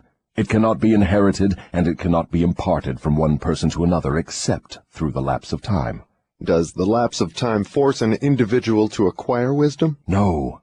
Wisdom comes only to non-drifters who form positive thought habits as a dominating force in their lives. Drifters and those whose dominating thoughts are negative never acquire wisdom except of a very elementary nature.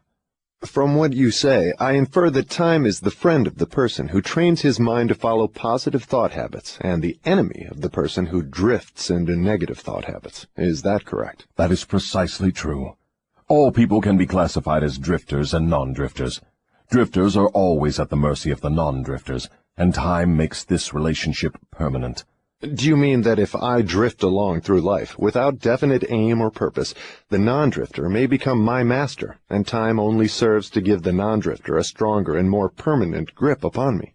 That is stating the truth exactly. What is wisdom? Wisdom is the ability to relate yourself to nature's laws so as to make them serve you, and the ability to relate yourself to other people so as to gain their harmonious, willing cooperation in helping you to make life yield whatever you demand of it. Then accumulated knowledge is not wisdom. Great heavens, no! If knowledge were wisdom, the achievements of science would not have been converted into implements of destruction. What is needed to convert knowledge into wisdom? Time, plus the desire for wisdom. Wisdom is never thrust upon one. It is acquired, if at all, by positive thinking, through voluntary effort. Is it safe for all people to have knowledge? It is never safe for anyone to have extensive knowledge without wisdom. What is the age at which most people who acquire wisdom begin to acquire it? The majority of people who acquire wisdom do so after they have passed the age of 40. Prior to that time, the majority of people are too busy gathering knowledge and organizing it into plans to spend any effort seeking wisdom. What circumstance of life is most apt to lead one to acquire wisdom? Adversity and failure. These are nature's universal languages through which she imparts wisdom to those who are ready to receive it. Do adversity and failure always bring wisdom? No, only to those who are ready for wisdom and have voluntarily sought it. What determines one's readiness to receive wisdom? Time and the nature of one's thought habits. Is newly acquired knowledge the same as time-tested knowledge? No. Knowledge tested through the lapse of time always is superior to that which has been newly acquired. Time gives to knowledge definiteness in both quality and quantity, and dependability. One can never be sure of knowledge that has not been tested. What is dependable knowledge? It is knowledge which harmonizes with natural law, which means that it is based upon positive thought. Does time modify and alter the values of knowledge? Yes, time modifies and alters all values. That which is accurate knowledge today may become null and void tomorrow because of time's rearrangement of facts and values. Time modifies all human relationships for better or for worse, depending upon the policy through which people relate themselves to one another. In the realm of thought there is a time when it is proper to sow the seeds of thought, and there is a proper time to reap the harvest of those thoughts, the same as there is a time to sow and a time to reap from the soil of the earth. Without the proper measurement of time between the sowing and the reaping, nature modifies or withholds the rewards of the sowing. Go ahead now and describe the last two of the 7 principles. The next principle is harmony. Throughout nature one may find evidences that all natural law moves in an orderly manner, through the law of harmony. Through the operation of this law, nature forces everything within the range of a given environment to become harmoniously related. Understand this truth, and you will catch a new and a more intriguing vision of the power of environment. You will understand why association with negative minds is fatal to those seeking self-determination. Do you mean that nature voluntarily forces human beings to harmonize with the influences of their environment? Yes, that is true. The law of hypnotic rhythm forces upon every living thing the dominating influences of the environment in which it exists. If nature forces human beings to take on the nature of the environment in which they live, what means of escape are available to people who find themselves in an environment of poverty and failure, but desire to escape? They must change their environment or remain poverty-stricken. Nature permits no one to escape the influences of his environment. However, nature, in her abundance of wisdom, has given to every normal human being the privilege of establishing his own mental, spiritual, and physical environment. But once he establishes it, he must become a part of it. This is the inexorable working of the law of harmony.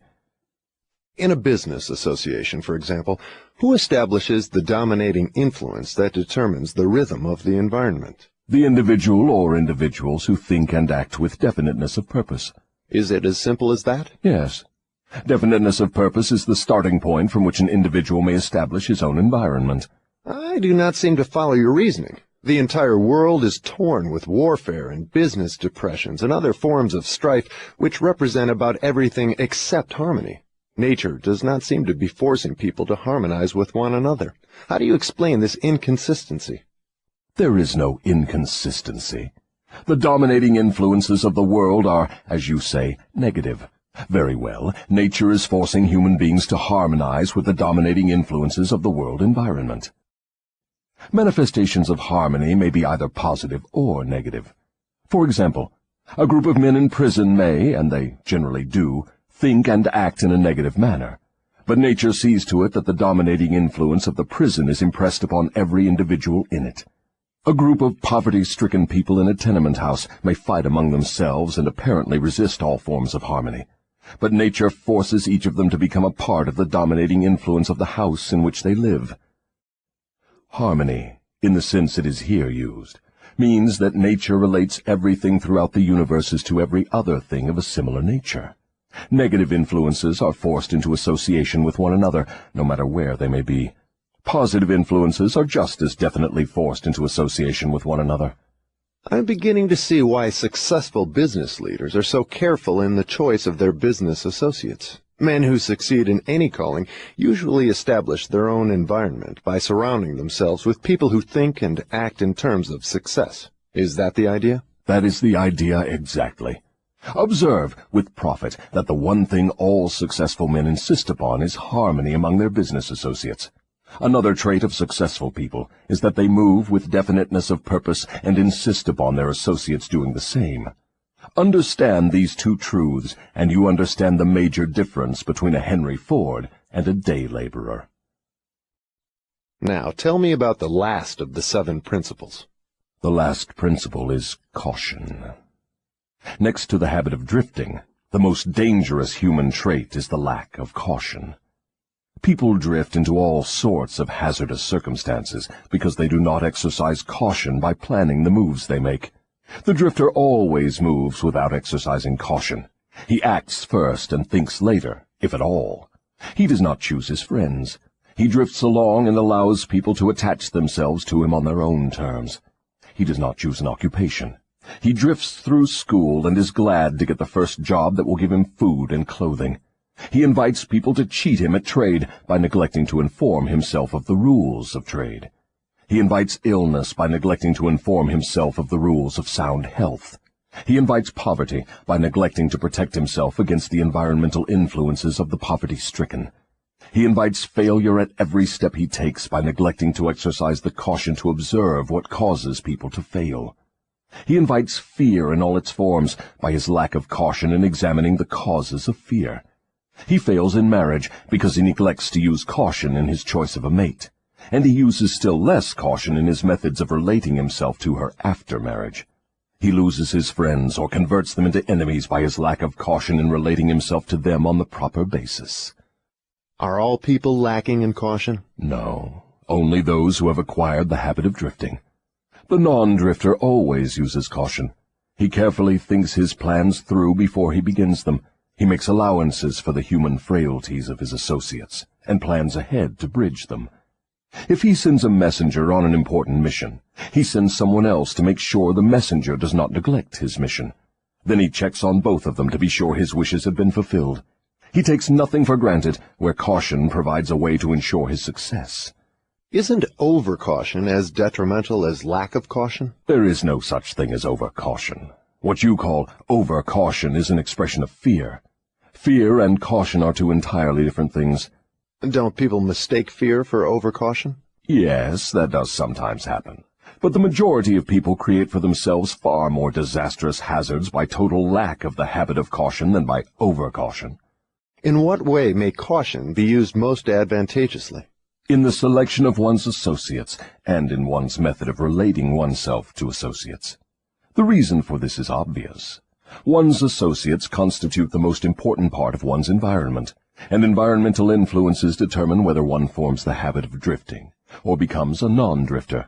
The person who exercises due caution in the choice of associates never allows himself to be closely associated with any person who does not bring to him, through the association, some definite mental, spiritual, or economic benefit. Isn't that method of choosing associates selfish? It is sensible, and leads to self-determination. It is the desire of every normal person to find material success and happiness. Nothing contributes more to one's success and happiness than carefully chosen associates. Caution in the selection of associates becomes, therefore, the duty of every person who wishes to become happy and successful. The drifter allows his closest associates to attach themselves to him on their own terms. The non-drifter carefully selects his associates and allows no one to become closely associated with him unless that person contributes some form of helpful influence or bestows some definite benefit. It never occurred to me that caution in the selection of friends had so definite a bearing on one's success or failure. Do all successful people exercise caution in the selection of all their associates, whether in business, social, or professional relationships? Without the exercise of caution in the choice of all associates, no one may be certain of success in any calling. On the other hand, lack of exercise of caution brings almost certain defeat in whatever one undertakes. Summary. 3 things connected with my interview with the devil interest me most. These 3 factors interest me because they have been the most important influences in my own life, a fact which any listener of my story can easily discern. The 3 important factors are the habit of drifting, the law of hypnotic rhythm through which all habits are made permanent, and the element of time. Here is a trio of forces which hold inviolate the destinies of all men. The 3 take on a new and more important meaning when they are grouped and studied as a combined force. It takes but little imagination and scarcely any understanding of natural laws for one to see that most of the difficulties in which people find themselves are of their own making. Moreover, difficulties seldom are the outgrowth of immediate circumstances.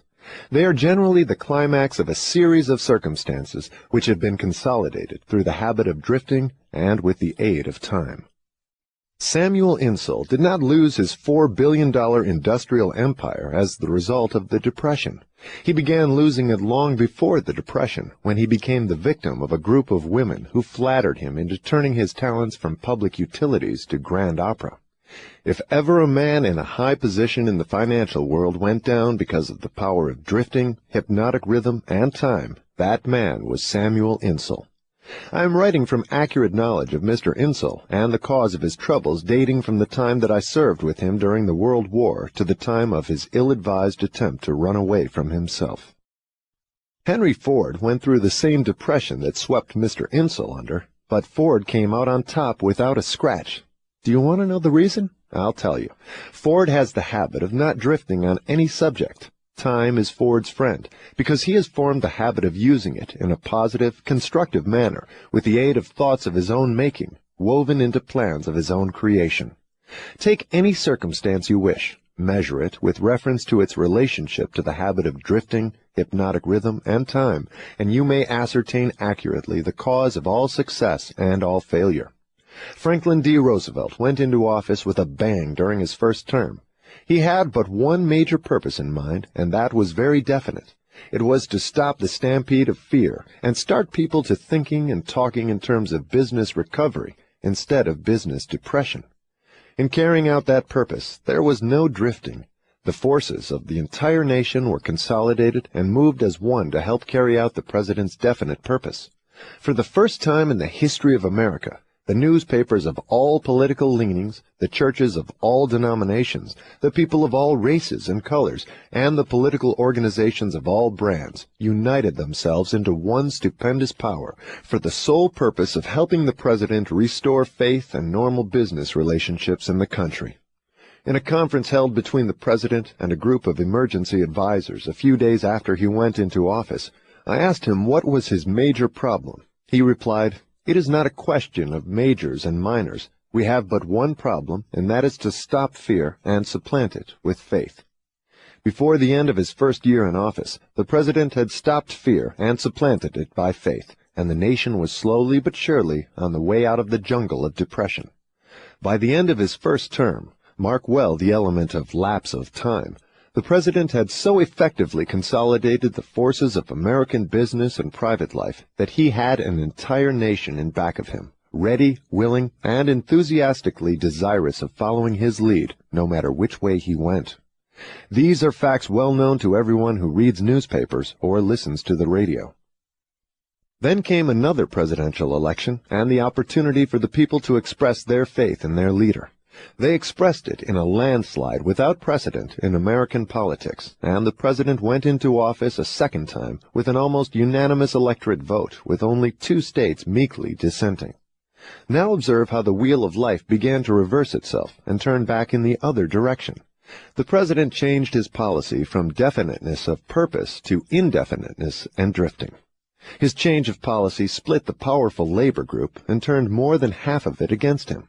It split the almost solid following he held in both houses of Congress, and more important than all this, it split the American people into pro- and anti-groups, with the result that about all the president had left of his original political assets was his $1,000,000 smile and his ready handshake, obviously not enough to enable him to regain the power he once wielded in American life.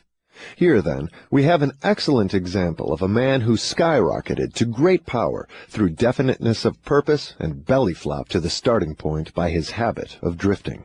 In both his rise and his fall can be seen clearly the operation of the principles of drifting and non-drifting reaching a climax through the power of hypnotic rhythm and time. All my life, the devil had a dramatic story to tell of his dealings with me. He saw me drift in and out of scores of business opportunities for which many would have given a king's ransom.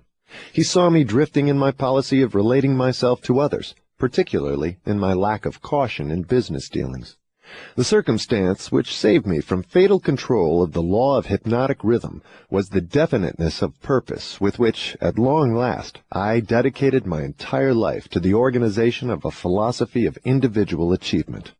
I drifted at one time or another on all my minor whims and endeavors, but my drifting was offset by my major purpose, which was sufficient to restore my courage and start me once more in the quest of knowledge every time I was defeated in connection with my minor aims.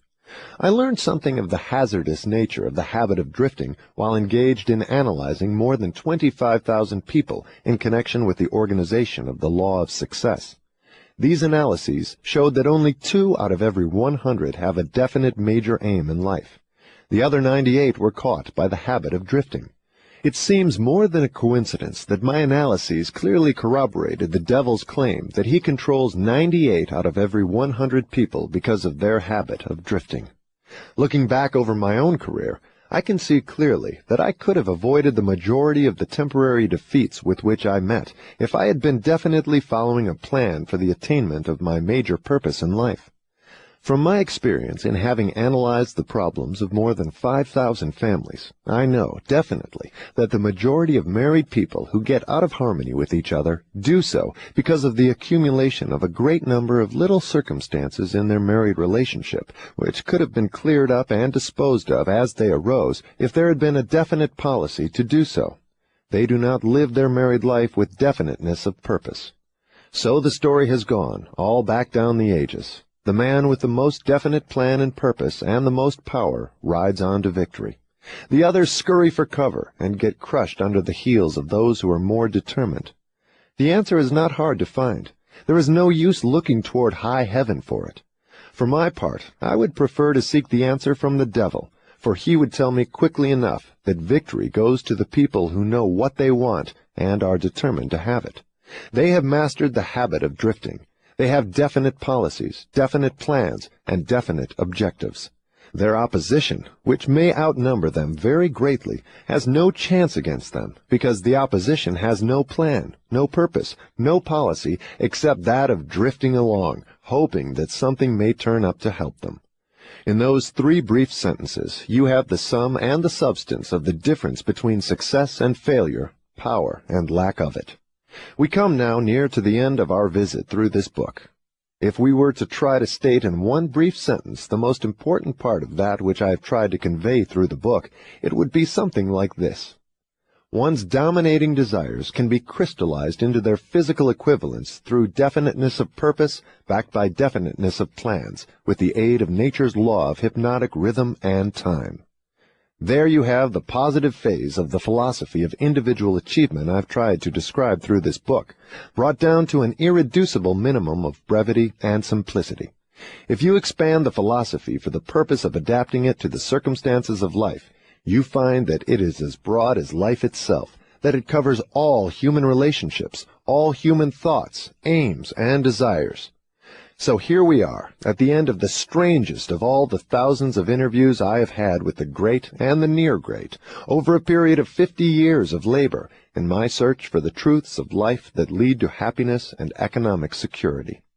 How strange indeed that after having had active cooperation from men such as Carnegie, Edison, and Ford, I should have been compelled, finally, to go to the devil for a working knowledge of the greatest of all the principles uncovered in my quest for truth. How strange that I was forced to experience poverty and failure and adversity in 100 forms before being given the privilege of understanding and using a law of nature which softens the thrust of these wicked weapons or wipes them out altogether. But the strangest of all this dramatic experience which life has provided me is the simplicity of the law through which, if I had understood it, I could have transmuted my desires into substantial form without having to undergo so many years of hardship and misery. I find now, at the end of my interview with the devil, that I had been carrying in my own pockets the matches with which the fires of adversity were being touched off. And I find, too, that the water with which those fires were finally extinguished was at my command in great abundance. I searched for the philosopher's lodestone with which failure may be converted into success, only to learn that both success and failure are the results of day-to-day evolutionary forces, through which dominating thoughts are pieced together bit by bit and woven into the things we want or the things we do not want, according to the nature of those thoughts. How unfortunate that I did not understand this truth from the time that I reached the age of reason, for if I had understood it then, I might have been able to go around some of the hurdles I've been forced to jump as I walked through the valley of the shadow of life. The story of my interview with the devil is now in your hands. The benefits you will receive from it will be in exact proportion to the thought it inspires in you. To benefit from listening to the interview, you need not agree with every portion of it. You have only to think and to reach your own conclusions concerning every part of it. How reasonable that is. You are the judge and the jury and the attorney for both the prosecution and the defense. If you do not win your case, the loss and the cause thereof will be yours.